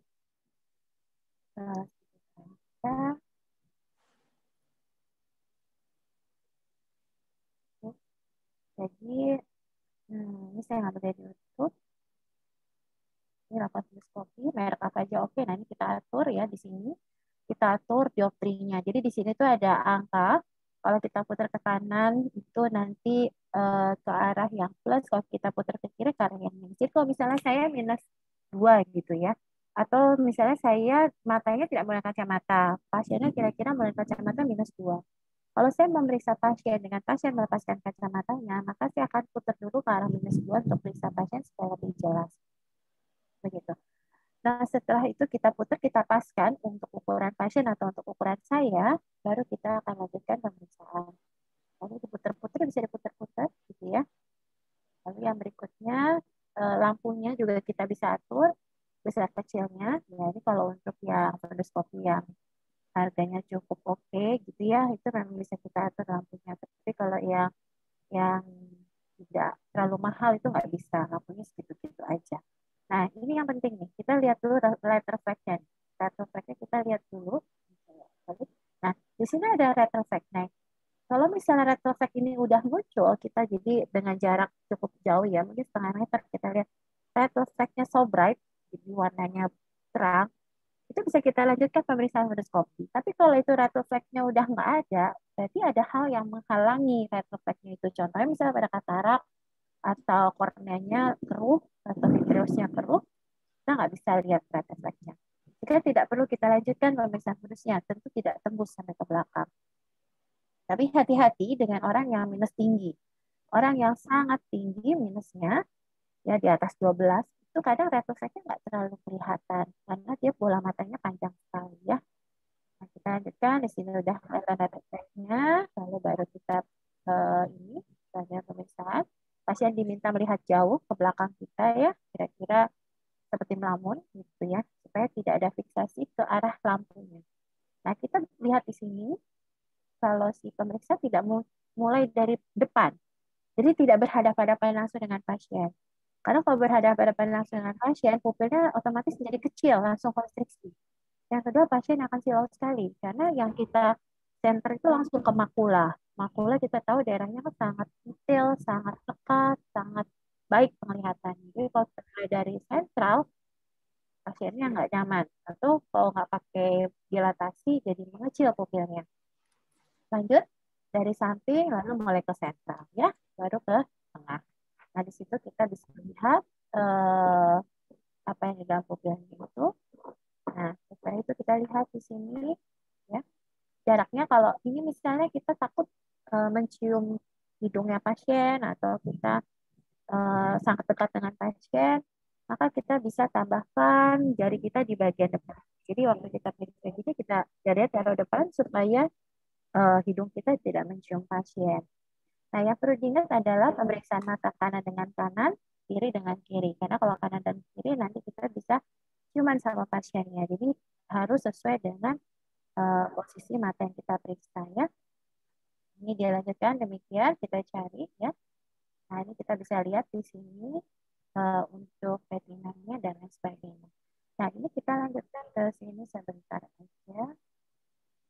Nah, kalau misalnya kita dilatasi pupil ya, pupilnya yang tadinya cuma 3 mili ini, kalau kita dilatasi, dilebarin pupilnya, nah kita bisa lihat dalamnya dengan lebih jelas ya. Kita bisa lihat dalamnya dengan lebih jelas. Di sini kita bisa lihat papil. Paling gampang pertama kita lihat papil dulu. Papil itu posisinya di sentral ya. Gampang kita lihatnya papil. Setelah itu kita bisa lihat makula. Makula lebih sentral lagi karena dia harus sejajar dengan pupil. Jadi pupil kita itu kalau ditarik garis lurus di makula ya. Nah, papil agak sedikit ke nasal. Nah, kita bisa lihat kalau kelainan apapun di retina kita bisa lihat melalui fundoskopi. Hanya kalau fundoskopi yang kita miliki yang direct fundoskopi, ya cuma daerah sini yang kita bisa lihat, perifer nggak begitu kelihatan. Namun cukuplah untuk mendiagnosis suatu kelainan pada nervus opticus, makula atau daerah retina di bagian ekuator. Ini kalau di perifer memang harus pakai alat yang lain. Nah, dengan pemeriksaan ini kita lihat di sini ya gambarannya bisa seperti ini. Ya. Nah, kalau kita periksa retina itu misalnya kita periksa retina, ternyata retinanya itu batasnya nggak tegas, coba kita mainkan dioptrinya ke arah plus, ya, ke arah plus. Mengapa ke arah plus? Karena jaraknya antara mata kita dengan papilnya itu lebih dekat, karena si papilnya itu lebih menjorok ke anterior, ya. Jadi kita geser ke arah plus, berapa dioptri kita baru lihat batasnya tegas. Begitu kita lihat batasnya tegas, maka kita bisa lihat, oh kenaikannya 3 dioptri atau 4 dioptri misalnya. Oh berarti ini sudah papil retina. Nah, sebaliknya kalau kita misalnya lihat papilnya jelas, lalu kita geser ke retina sekitarnya, gambarnya nggak tegas, kita mundur lagi. Kita mundur sampai gambar retina itu jelas. Itu seperti untuk cek and recheck ya. Karena posisi papilnya lebih ke anterior. Namun kalau pada papilitis kita kadang kita putar, nggak ketemu batasnya gimana. Nah, kita lihat kadang ada eksudat, kadang kita jumpai adanya flame shape memoret, dan lain sebagainya. Begitu, Michael. Oke, jadi gambaran dari dokter Siska sudah cukup jelas untuk dari FKTP itu harus apa ya. Jadi poinnya itu kita harus melakukan hal yang sederhana dulu. Dari konfrontasi tes, itu yang sebenarnya dokter umum bisa lakuin dan itu simpel sekali. Terus baru kita lanjut nanti ke tes buta warna, terus kita lihat fundoskopi. Nah, di fundoskopi intinya red light-nya dulu. Kalau red light-nya nggak dapet, kita nggak bisa nembus, percuma. Kita nggak perlu lanjutin. Nanti baru di dalam kita bisa lihat. Kalau media hasil dok, untuk persennya itu ada ngaruh nggak dok kalau kita netesin atau seberapa banyak? Ini kan dokter umum sering disuruh tetesin media hasil aja berapa banyak gitu dok, kira-kira persentasenya perlu nggak dok? Iya, jadi kalau media hasil itu memang respon orang bisa berbeda-beda ya. Kadang pada kasus neuropati gitu, pada orang diabetes, media hasil itu membutuhkan waktu yang lama, kadang ya bisa kadang 3-4 jam kita menunggu dilatasi dengan pemberian media hasil yang terus-menerus mungkin tiap 15 menit. Itu kita tetesin bisa 3-4 jam, ya baru mengalami dilatasi. Tapi biasanya kalau pada orang yang memang tidak ada gangguan sistemik, neuropati dan lain sebagainya, mungkin diberikan sekitar 2 kali penetesan dalam jarak waktu sekitar 10 menit saja itu sudah mengalami dilatasi, sehingga kita bisa lihat bagian lainnya dengan lebih jelas. Nah, jadi ada yang namanya mediatil, jadi untuk melebarkan pupil, sifatnya temporer ya. Kalau mediatil itu kita biasanya sampaikan ke pasien 4 jam nggak nyaman ya. Nanti 4 jam matanya akan terasa silau sekali. Berkendaraan tentu tidak bisa. Ada yang sifatnya long lasting, jadi lebih lama ditetesin, itu bisa sampai 1 bulan hilang, contohnya pada sikloplegic. Nah, untuk diagnostik kita pakai mediatil. Untuk persenannya, sebenarnya tidak terlalu ngefek ya persenannya berapa, cuman memang kalau semakin besar persennya, maka yang dibutuhkan semakin lebih kecil. Hanya tetap saja kalau kita teteskan sekali nggak bisa, ya tetes lagi. Kalau memang udah ditetes berkali-kali nggak lebar gitu ya, biasanya kita akan tambahkan dengan obat yang lain supaya bisa lebih lebar. Ya, tapi kita harus pastikan ya, tidak ada gangguan kardio. Ya, kalau ada gangguan jantung, hipertensi dan lain-lain, tentu kita tidak bisa neteskan. Itu namanya epinefrin. Ya, epinefrin atau Evrysel itu kita bisa tambahkan untuk membantu kerjanya dari jantung. Tapi dengan catatan ya, tensinya bagus, nggak ada gangguan jantung, nggak ada gangguan sistemik yang begitu. Oke, terima kasih untuk Dr. Celia dan Dr. Siska untuk penjelasan secara holistiknya untuk kita bisa bedain antara papil edem dan edema papil. Oke, sesi berikutnya kita mau coba masuk ke case presentation dari masing-masing pembicara secara singkat aja, dan saya harap dari para partisipan bisa aktif, bisa menjawab, bisa raise hand atau bisa menulis di kolom chat untuk kira-kira diskusi dengan Dr. Celia dan Dr. Siska untuk case presentation-nya. Supaya kita bisa memahami secara holistik dari teori masuk ke prakteknya. Oke. Dari Dr. Celia, dari Dr. Celia dulu bisa mulai dipresentasikan dok untuk kasusnya. Biar para partisipan bisa lihat bagaimana gambaran kita masuk ke klinisnya setelah dijelaskan banyak mengenai teorinya, sangat jelas kita masuk ke praktek klinisnya. Minta tolong dari panitia ya, Michael yang share screen untuk yang kasusnya. Oke, Dr. Michael Chandra, oke, sudah di share screen kan dok? Baik. Oke. Berikut saya sharing kasus. Ini ada pasien laki-laki usia 40 tahun, datang keluhan itu dengan penurunan kesadaran, dengan riwayat jatuh terpeleset di kamar mandi, terbentur di bagian kepala bagian belakang. Dijumpai adanya riwayat pingsan, muntah, dan pusing berputar. Riwayat obat sebelumnya, dia minum obat pengencer darah rutin, karena dia punya riwayat operasi ganti katup atau mitral valve replacement. Dari pemeriksaan fisik saya dapatkan GCS-nya 13, I3M6V4, pupilnya isopor kanan kiri, refleks cahaya positif, papil edema positif, lateralisasi tidak dijumpai, dari status lokalis dijumpai adanya luka lecet atau fulus ekskoriasi di bagian occipital. Kita sharing, kira-kira dari teman sejawat bisa dibantu, kita coba talk show. Berikut CT scan yang sudah saya lampirkan, kira-kira ditanya apa dari CT scan yang sudah saya sharing seperti ini. Oke, dari partisipan bisa bantu untuk menjawab. Boleh raise hand atau langsung tulis di kolom chat untuk gambaran CT scan-nya dulu pertama. Dari gambaran CT scan-nya, apa yang dilihat dari gambaran CT scan tersebut?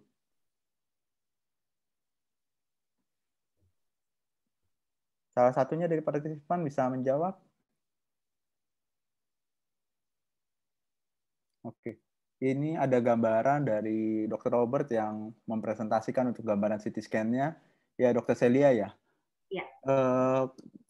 Intinya ada masalah di fossa posterior, ada intracranial hemorrhage dengan obstruktif hydrocephalus, karena posisinya ada di bawah, kita lihat ventrikel atasnya membesar semua ya dok ya. Oke dok. Dari partisipan, bagaimana untuk diagnosanya? Ada yang mau menyampaikan? Karena ini langsung kita talk show kepada spesialisnya, jadi para mahasiswa atau dokter-dokter bisa langsung tanya jawab langsung kalau masih ada yang bingung dari case ini. Jadi dengan kita masuk ke klinisnya, kita bisa memahami lagi lebih betul dari teori yang kita udah dapat bisa diaplikasikan. Ada dari mahasiswa kedokteran, dari dokter muda, dari dokter-dokter umum yang ada. Ada yang mau menjawab? Bisa raise hand. Oke, sementara belum ada yang menjawab nih dok. Oke, jadi kalau dari gambaran adanya masalah di fossa posterior ini dok, berarti kan ventrikel semua membesar dok. Ventrikel membesar, saya dari ini dari apa namanya lateral ventrikel 3 itu terlihat lebih membesar sampai kayaknya di bagian ventrikel 4-nya terjepit oleh darahnya tersebut. Berarti ini masalahnya dari trauma tercetus perdarahan atau ICH-nya, berarti ICH-nya kita masukin ke traumatik, begitu dok? Betul. Dengan faktor risikonya perdarahannya tersebut ya dok? Ya. Oke. Lalu dari, kalau seandainya begini dok, kita ketemu pasien dengan papil edema ini, berarti kan jelas tadi, cairan cerebrospinal meningkat, dilihat dari ventrikel melebar, berarti dia ada sumbatan untuk aliran. Nah, sehingga dia produksi terus untuk penyerapannya juga terganggu. Nah, ini bisa kita lakukan apa dok untuk pasien ini dok, kira-kira? Baik. Sebelumnya saya bahas sedikit ya untuk dokter umum. Ya, boleh. Di anamnesa kita sudah lihat penurunan kesadarannya kurang lebih 2 hari. Berarti kita bisa tentukan sebagai dokter, berarti ini sifatnya akut atau tiba-tiba. Berarti pemikiran kita yang pertama itu adalah stroke bisa, yang kedua trauma bisa. Kemudian kita bisa singkirkan atau exclude, ternyata dia ada riwayat daripada jatuh terpleset di kamar mandi. Sehingga kemungkinan besar pendarahan yang terjadi di daerah fossa posterior ini atau cerebellum itu diakibatkan oleh karena trauma. Seperti kita lihat, ini lokasi daripada pendarahan atau intracerebral hemorrhage ini terletak pada bagian fossa posterior. Lebih tepatnya ini adalah cerebellum. Cerebellumnya ini dominan di sebelah kiri. Kiri dia ke midline, kemudian ke sebelah kanan. Normalnya seharusnya ventrikel 4 ini tampak tervisualisasi di bagian fossa posterior. Seperti ini kita lihat, ini tertutup atau dia mengalami pendesakan. Ini diakibatkan oleh karena pendarahan intrakranial. Sehingga ini mengakibatkan dilatasi daripada ventrikel. Dilatasi dari ventrikel apa? Ini adalah ventrikel lateral, bagian temporal horn. Kemudian ini adalah ventrikel 3. Sementara ventrikel 4 ini tidak dapat kita visualisasi. Kalau misalnya kita nggak dapat visualisasi, kita anggapannya menyempit, Dr. Michael. Sehingga jenis hidrocephalus yang terjadi pada pasien ini adalah jenisnya itu adalah non-communicating. Dikarenakan karena pendarahan yang ada pada bagian fossa posterior. Nah, saran terapi untuk pasien ini adalah yang pertama, kita harus melakukan evakuasi daripada pendarahannya tersebut di bagian fossa posteriornya. Sehingga kita harus melakukan operasi segera emergensi untuk mengeluarkan pendarahan intracerebral yang terjadi pada fossa posterior. Akan tetapi efek daripada pendarahan intracerebral ini sudah mengakibatkan potensi terjadinya hidrocephalus, obstruksi atau non-communicating. Sehingga diperlukan pemasangan selang sementara atau EVD, external ventricular drainase.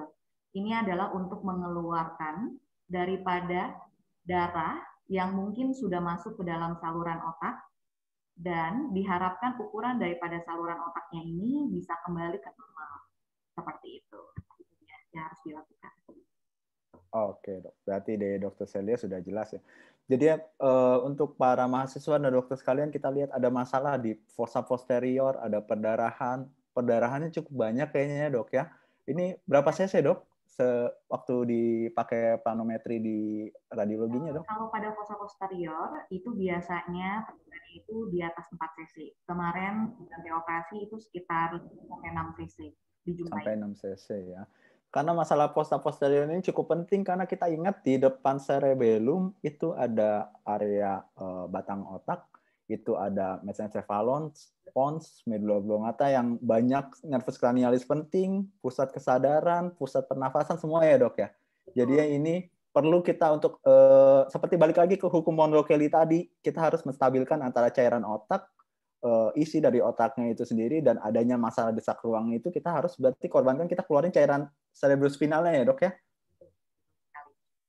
Oke dok, baik. Cukup untuk presentasi dari Dokter Celia. Kita masuk lagi ke Dokter Siska. Dokter Siska bisa untuk presentasi dari kasusnya dok? Baik. Saya mungkin akan men-challenge untuk lebih ke diagnostik awal aja ya. Boleh dok. Oke. Ya. Jadi ada pasien wanita, usianya 45 tahun, datang dengan keluhan nyeri sekitar bawah mata dan disertai pandangan kabur sejak 2 hari yang lalu. Pada saat dilakukan pemeriksaan visus, ya visus itu 6/30. Jadi yang tadinya dia 6/60, jadi mata satu 6/60, sekarang mata yang sakit ini 6/30. Nah, waktu dicek pemeriksaan Shihara ternyata tidak ada polanya. Jadi ini kelihatan, di halaman 2 nggak kelihatan, gitu ya. Yang lainnya kelihatan dan seterusnya. Jadi bisa tidak tidak konsisten. Nah, lalu kita waktu cek, ini saya perlu tambahkan, yaitu pemeriksaan pupil, kita cek, ternyata ada relatif afferent pupillary defect pada mata yang kanan ini. Nah, setelah dilakukan pemeriksaan fundoskopik, kita lihat gambarannya demikian. Ya, kita lihat gambaran demikian, kita tidak bisa lihat adanya batasnya, ya, batasnya tidak tegas, disertai dengan gambaran demikian. Nah, saya mau challenge, yang saya challenge adalah dari teman-teman sekalian yang ikut acara ini gambaran apa ya? Apakah kita berpikirnya pakai edema, atau apakah kita berpikir adalah satu edema papil? Gitu.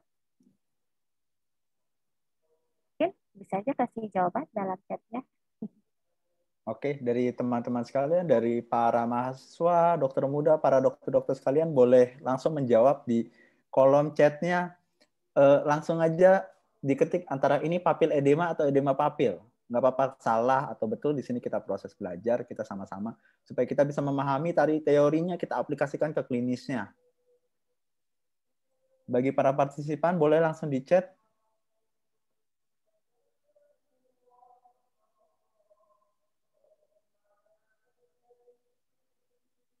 Oke, ada yang jawab dari Felicia Saraswati, edema papil. Valencia, Kenji, Jessica semua sepakat dok, edema papil. Oke dok. Ya. Oke, benar. Ini jawabannya adalah edema papil. Tapi tentu perlu ada pemeriksaan penunjang lain yang ditambahkan ya. Kalau ada pemeriksaan penunjang berupa CT scan atau pemeriksaan MRI itu lebih baik, sehingga kita bisa menguatkan bahwa ini adalah suatu edema papil, yaitu inflamasi pada localized di nervus opticus. Begitu. Dari saya itu aja. Oke, berarti dari Dokter Siska sudah memberikan gambaran bahwa ini contoh case dari edema papil. Oke, kita masuk ke tanya jawab dari Dokter Robert dan teman-teman sekalian dari Dokter Ivana. Ada list-list pertanyaan yang sudah dikumpulkan. Saya mulai dari yang pertama, Dokter Billy ya, Dokter Ivana ya. Oke.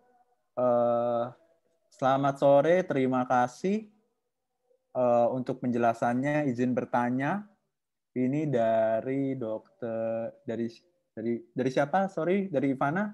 Dokter Ivana ini dari siapa? Yang pertama Dokter Billy, dari Billy Prianto ya. Oke. Dari Billy Prianto. Selamat sore, terima kasih untuk penjelasannya. Izin bertanya mungkin lebih ke pertanyaan Dokter Celia terkait tata laksana peningkatan tekanan intrakranial dengan head up. Apakah ada alasan tertentu mengapa dipilih 30 derajat, Dok? Kenapa nggak pakai sudut 45 60, 90 dok. Kira-kira kenapa 30 dok? Oke, boleh dari Dr. Celia dok? Ya, ini sudah dilakukan beberapa penelitian untuk head up ini, Dr. Michael. Yang dilakukan penelitian itu adalah untuk head up yang 15 derajat, 30 derajat, dan 45 derajat. Ternyata yang paling baik itu adalah yang head up 30 derajat, karena dia memperbaiki daripada venous return daripada cerebral, sehingga dia meningkatkan perfusi ke otak lebih baik. Itu dia, sudah ada penelitiannya. Jadi tidak ada perbedaan signifikan antara head up yang 15 dengan 30 derajat, akan tetapi untuk yang di atas 45 kita tidak anjurkan. Jadi memang sudah ada penelitiannya, yang terbaik itu adalah 30 derajat, seperti itu. Oke, berarti ini intinya dari venous return-nya ya dok ya. Kalau venous return-nya mungkin paling pas secara anatomis di posisi 15-30, tapi dari riset ternyata 30 paling banyak ya dok yang memberikan hasil yang maksimal ya dok untuk menurunkan tekanan TIK ya. Meningkatkan saturasi daripada oksigen sampai lebih dari 92%. Sehingga yang paling banyak dipilih itu adalah head up 30 derajat. Ya, jadi teman-teman ingat 30 derajat diperkirakan aja, nggak usah sampai pakai terlalu spesifik banget 30 derajat. Intinya dilakukan head up dulu, jangan pasiennya ditidurin, dibikin flat, itu nanti tekanan intrakranialnya akan tetap tinggi. Oke, next question, pertanyaan berikutnya bisa di slide. Dr. Michael Chandra. Oke, kita masuk ke pertanyaan dari Nadia ya. Saya Nadia dari jurusan biologi izin bertanya, ada kasus di mana anak kecil yang baru lahir itu telah didiagnosa bahwa anak ini mempunyai kelainan mata. Sehingga dia harus menggunakan alat bantu berupa kacamata dari sejak kecil sampai dia dewasa nanti agar dapat melihat dunia ini. Sedangkan orang tua itu matanya normal semua, itu kira-kira penyebabnya apa ya dok? Dan solusinya dari kasus ini apa? Boleh dari Dr. Siska, bagaimana anak kecil dari baru usia bayi, nggak lama dia usia lebih besar, tapi sudah pakai kacamata. Seperti teman saya juga ada anaknya baru usia 5 tahun udah dipakein kacamata, itu kira-kira kenapa dok? Baik, jadi kacamata itu alat bantu ya. Yang perlu kita pahami adalah apa penyebab dari yang mendasarinya. Ya, apakah karena kelainan murni refraksi? Ya, kalau refraksi itu yang dimulai dari anak kecil itu biasanya menggunakan kacamata plus karena bola matanya lebih kecil. Sehingga kalau plus itu lebih cepat terjadi ambliopia dibandingkan. Lalu yang kedua bisa juga misalnya pada anak-anak yang kelahirannya prematur.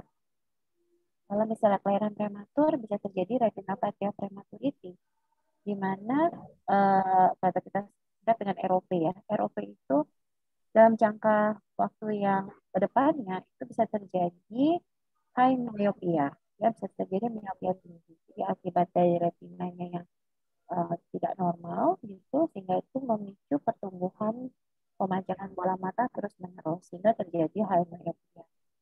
Atau bisa juga pasca operasi katarak kongenital ya. Jadi misalnya pada anak-anak yang terjadi penutupan aksis visual atau penutupan dari jaras penglihatannya itu tertutup dengan kekeruhan media refrakta, itu kalau misalnya dibiarkan dalam jangka waktu di atas usia 7 bulan aja ya, itu bisa terjadi yellow vision atau amblyopia. Jadi mata malas menyebabkan low vision. Nah itu bisa terjadi amblyopia. Kita bisa lihat matanya mengalami nystagmus. Tanda dari anak yang low vision adalah kita bisa lihat adanya tanda-tanda nystagmus. Sehingga sebetulnya penyebabnya banyak sekali. Dari mulai kelainan refraksi, bisa juga karena memang bentuk bola matanya yang tidak normal, bisa juga pada orang pertumbuhan atau disorganized matanya juga tidak terbentuk dengan baik, bisa juga karena adanya retinopatia prematurity. Jadi penyebabnya banyak sekali, Michael. Hanya memang dari kelainan-kelainan itu apabila bisa dikoreksi dengan kacamata, maka kacamata sebagai alat bantu untuk penglihatan.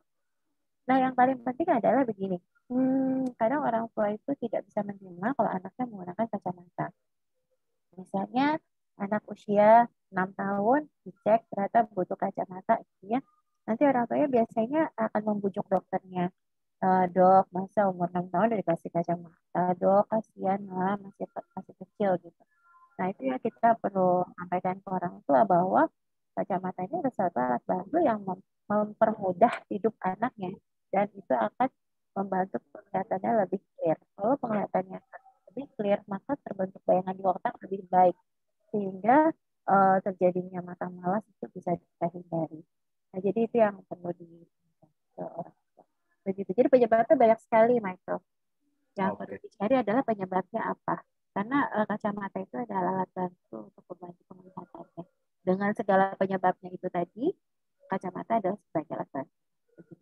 Oke, poinnya yang saya tangkap, jadi buat nanti calon-calon orang tua, kalau seandainya anaknya kira-kira dia dokter mata butuh kacamata, tidak masalah ya dok sebenarnya, karena sebagai alat bantu supaya anaknya bisa melihat.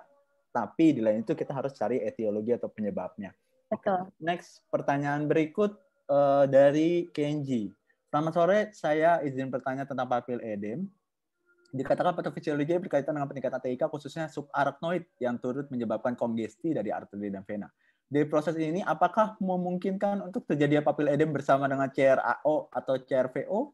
Selain itu, apakah ada golden period khusus dalam manajemen papil edem, dok? Oke. Mungkin yang berkaitan dengan CRAO, CRVO bisa saya ke dokter Siska, dan untuk manajemen golden period bisa ke dokter Celia. Oke. Dari dokter Siska, ada tambahan untuk berkaitan dengan CRAO dan CRVO, dok? Baik. Sebetulnya papil edema jarang ya bersama dengan CRAO, CRVO, karena CRAO dan CRVO atau central retinal artery occlusion dan central retinal vein occlusion. Jadi adanya oklusi itu sebabnya karena emboli atau trombus. Nah, emboli atau trombus ini biasanya dikaitkan dengan adanya kelainan sistemik, kelainan kardiovaskular. Nah, yang bisa terjadi itu bukan tekanan intrakranial ya, yang saya baca itu malah tekanan intraokular. Nah, tekanan intraokular yang tinggi memiliki potensi terjadinya oklusi pada vena. Nah, kalau CRAO itu biasanya kita jumpai pada orang-orang dengan hipertensi, ya, hipertensi yang emergensi, di mana tensinya tinggi sekali, di situ terjadi sumbatan. Nah, biasanya unilateral. Ya. Jadi, sejauh ini saya belum menemukan papil edema hubungannya dengan CRAO atau CRVO. Mungkin adalah dua proses yang terpisah. Tapi bisa juga, misalnya pada proses infeksi gitu ya, infeksi dimanapun itu terbentuk trombus, terbentuk emboli sehingga menyumbat di situ. Tapi itu sangat jarang sekali dikaitkan dengan adanya infeksi. Jadi ini lebih banyak disebabkan karena kelainan sistemik. Gitu ya. Begitu, Michael Carey. Oke. Dari dokter Celia, ada golden period khusus dok untuk penanganan manajemen papil edema? Untuk golden period tidak ada dokter Michael. Jadi as soon as possible yang harus kita treat bila kita jumpai adanya papil edem dan disertai dengan peningkatan tekanan intrakranial. Oke, ya. Jadi dari dokter Siska, ini merupakan hal yang jarang terjadi berbarengan karena satu proses peningkatan tekanan intrakranial, satu proses iskemik dari vaskuler matanya sendiri. Dan yang kalau dari dokter Celia, golden period nggak ada. Yang penting kita tata laksana sesegera mungkin, head up dulu, terus kita bisa memberikan konsul, memberikan obat-obatan yang bersifat diuretik untuk menarik cairan dari cerebrospinal. Oke, pertanyaan terakhir karena waktu kita sudah mepet sekali. Dari Dr. Jovita, selamat sore dokter sekalian, terima kasih atas sesinya yang sangat menarik. Saya alumni FK Unika Atmajaya, izin bertanya, apa saja indikator yang dapat digunakan mahasiswa atau dokter umum untuk mengestimasi bahwa TIK yang tinggi telah tertangani? Kemudian umumnya papil edema menghilang berapa lama pasca TIK tinggi tertangani? Terima kasih dokter. Oke. Dari dokter Celia ada tambahan dok? Estimasi kira-kira bahwa TIK-nya ini sudah tertangani, kira-kira dari gambaran apa dok?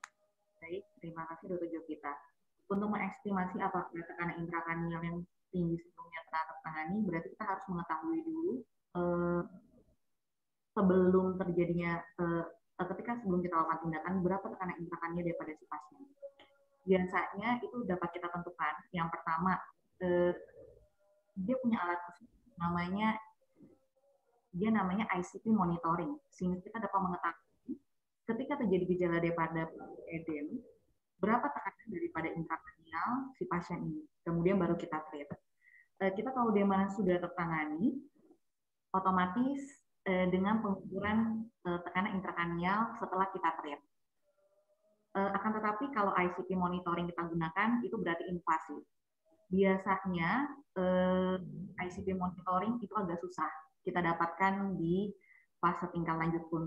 Biasanya ada beberapa rumah sakit tertentu yang hanya memiliki dia punya alat ICP monitoring. Sehingga mungkin kalau pada vaskes tingkat lanjut, mungkin untuk kita mengestimasi bagaimana tekanan intrakranial yang kita tangani, mungkin kita bisa dengan CT scan kontrol atau follow up. Balik lagi ke underlying disease-nya, nanti biasanya kita lihat, misalkan sebelumnya hidrosefalus, setelah kita treat bagaimana hidrosefalusnya, kemudian bagaimana daripada bengkaknya. Kemudian umumnya papil edem akan menghilang berapa lama pasca TIK tertangani, itu setiap pasien berbeda. Akan tetapi kalau gejala daripada karena intrakranialnya sudah membaik, biasanya dia sinkron dengan TIK yang ada di kepala. Biasanya seperti itu, Dr. Michael. Oke, Dok. Sedikit, Dok, menambahkan pertanyaannya. Bagaimana dengan penghitungan MAP, Dok? Sebagai dokter umum kita bisa menghitung yang berkaitan MAP untuk berkaitan dengan CPP-nya, Dok. Untuk ya bisa kita pakai pertimbangan tensi berapa yang kita bisa atur-atur, Dok. Untuk pengukuran TIK itu, Dok. Betul. Biasanya yang paling baik itu adalah yang kita sebagai dokter umum itu MAP yang terbaik untuk kondisi peningkatan TIK itu dia di atas 80 biasanya. Oke, di atas 80 ya. Untuk sekalian tambahan, untuk mahasiswa dan dokter sekalian, MAP, mean arterial pressure, untuk tekanan rata arterinya itu nanti ada perhitungannya, nanti bisa dicari, itu untuk pertimbangannya, nanti dapetin angka sesuai yang ini untuk mengatur tensinya ya. Oke, sedikit dari Dokter Jimmy ada tambahan sedikit pertanyaan, Dok. Bagaimana cara praktis monitor ICP kalau nggak ada alatnya, Dok? Cara praktisnya, Dok, tadi. Mungkin ditambahkan sedikit lagi, Dok, dari Dokter Jimmy Barus. Cara praktis seandainya kita tidak memiliki alat monitor ICP itu mungkin bisa dengan lumbal fungsi, Dok, ini seperti itu. Dengan cairan daripada CSF-nya itu adalah kita nilai. Akan tetapi kita agak sulit ya menentukan daripada tekanan intrakranial dengan lumbal fungsi. Memang biasanya terbaik dengan ICP monitoring seperti itu. Oke, ya jadi lumbal fungsi dihubungin juga ke konektornya, nanti dilihat cairannya naik sampai seberapa, diukur tingginya ya, Dok ya. Dari kira-kira tekanan intrakranialnya itu mungkin ini nanti pembahasan lebih lanjut kalau kita ada waktu lagi, ada sesi lagi kita bisa bahas lebih lanjut. Oke. Jadi saya rangkumkan sedikit dulu, intinya adalah dari papil edem dan edema papil, dua hal yang sangat berbeda, hanya dibalikkan doang kata-katanya, tapi memiliki makna yang berbeda, memiliki persepsi yang berbeda dan penanganan yang jauh berbeda, karena dari segi etiologi dan lainnya sebagai berbeda. Jadinya kalau edema papil mungkin lebih ke arah cairan cerebrospinal, masalah gejala yang muncul sistemik. Kalau di kalau papil edem, kalau edema papil lebih ke arah localized di matanya, gejala-gejalanya juga yang berkaitan dengan masalah di matanya. Dari aspek penglihatannya dan lain sebagainya seperti yang dijelaskan oleh Dr. Siska. Terima kasih kepada Dr. Celia dan Dr. Siska karena mohon maaf keterbatasan waktu, jadi kita harus break untuk saat ini sesi diskusi dan tanya jawab. Terima kasih juga kepada para partisipan yang sudah aktif menjawab dan memberikan pertanyaan dan menjawab tadi dari case interaktif kita. Terima kasih juga saya tujukan kepada Dr. Robert, Dr. Ivana, dan Dr. Michael Chandra untuk telah memberikan saya kesempatan untuk menjadi moderator pada hari ini. Saya akan tutup untuk acara ini dan saya akan alihkan ke host yaitu Dr. Ivana. Terima kasih Dr. Ivana. Baik, terima kasih Dr. Kerry selaku moderator. Terima kasih juga kepada Dr. Siska dan Dr. Celia selaku pembicara pada talk show kali ini. Terima kasih juga kepada teman-teman, kepada dokter-dokter yang telah hadir dalam acara ini dan berpartisipasi aktif. Setelah ini kami akan share link absensi untuk sertifikat, tapi sebelumnya mari kita sesi foto bersama dulu ya teman-teman. Untuk teman-teman dan dokter boleh dibuka dulu videonya sebentar. Oke, bisa dibantu untuk buka videonya dulu. Kita sama-sama foto. Baik, foto akan saya pandu, yang akan dilakukan oleh Ivana saya pandu. Nantinya akan beberapa halaman ya, 1, 2, 3 untuk halaman yang pertama. Oke. Baik, halaman kedua, 1, 2, 3. Halaman selanjutnya, 1, 2, 3. Oke. Apakah sudah selesai, Ivana? Sudah. Baik. Ya. Silahkan, Robert. Baik, boleh ditampilkan untuk slide terakhirnya, Michael Sandro.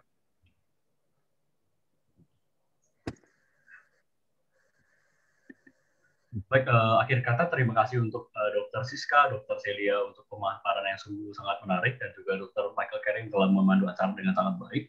Untuk peserta yang bertanya mengenai apakah video ini akan diupload, tentunya nanti kami akan mengupload ke dalam kanal YouTube kami, dan akan kami umumkan lewat media sosial kami. Bisa segera di-follow sosial media kami yang tertera pada tulisan di bawah, Sobat Matamu maupun ANR Neuroscience. Untuk peserta dapat mengisi link absensi yang telah saya sertakan di bagian kolom chat dan juga di kolom PPT untuk menerima sertifikat yang akan dikirimkan 1 minggu setelah acara. Pengumuman terakhir adalah untuk acara selanjutnya yang akan diadakan pada hari Rabu ini dilakukan oleh Atmajaya Neuroscience Research adalah kuliah tamu oleh Dr. Ahmad Hamim Sadewa, PhD, merupakan seorang dokter neurogenetik dari Universitas Gadjah Mada yang juga merupakan lulusan daripada Jepang, Molecular Genetics pada Kobe University. Namun sayangnya untuk acara yang selanjutnya hanya dapat diikuti oleh teman-teman yang merupakan keluarga besar Unika Atmajaya, baik itu alumni maupun mahasiswa maupun pengajar. Untuk teman-teman yang dari universitas lain, jangan kecewa, nantikan untuk acara kami yang selanjutnya. Akhir kata, terima kasih telah mengikuti telah berpartisipasi dalam acara ini. Sobat Matamu dan ANR pamit untuk undur diri. Terima kasih. Mari kita tutup dengan doa terlebih dahulu, karena kita sudah memulai dengan doa. Doakan saya pimpin secara Kristen Katolik. Untuk teman-teman yang beragama lain dapat berdoa menurut agamanya masing-masing. Dalam nama Bapa dan Putra dan Roh Kudus. Amin. Tuhan, terima kasih atas penyertaan-Mu sehingga kami bisa dapat berkesempatan untuk belajar lebih lagi dengan Dr. Sika, dengan Dr. Celia, dan juga dipandu dengan Dr. Kerry, yang Kau memberkati kami agar kami dapat mengaplikasikan ilmu yang telah kami dapat di dunia klinis nantinya kepada pasien kami. Tuhan, terima kasih atas berkat-Mu, berkatilah kami untuk aktivitas kami selanjutnya. Di dalam nama-Mu kami telah berdoa dan mengucap syukur. Puji Tuhan, haleluya, amin. Dalam nama Bapa dan Putra dan Roh Kudus. Amin. Baik, terima kasih teman-teman. Jangan lupa untuk mengisi link sertifikat. Terima kasih. Terima kasih Dr. Celia, Michael, Ivana, Robert, semuanya. Selamat sore, sehat semua ya. Selamat sore, Dok. Selamat sore, Dok.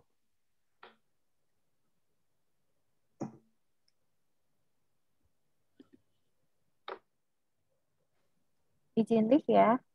Silakan, Dok. Baik, Dok. Terima kasih, Dok.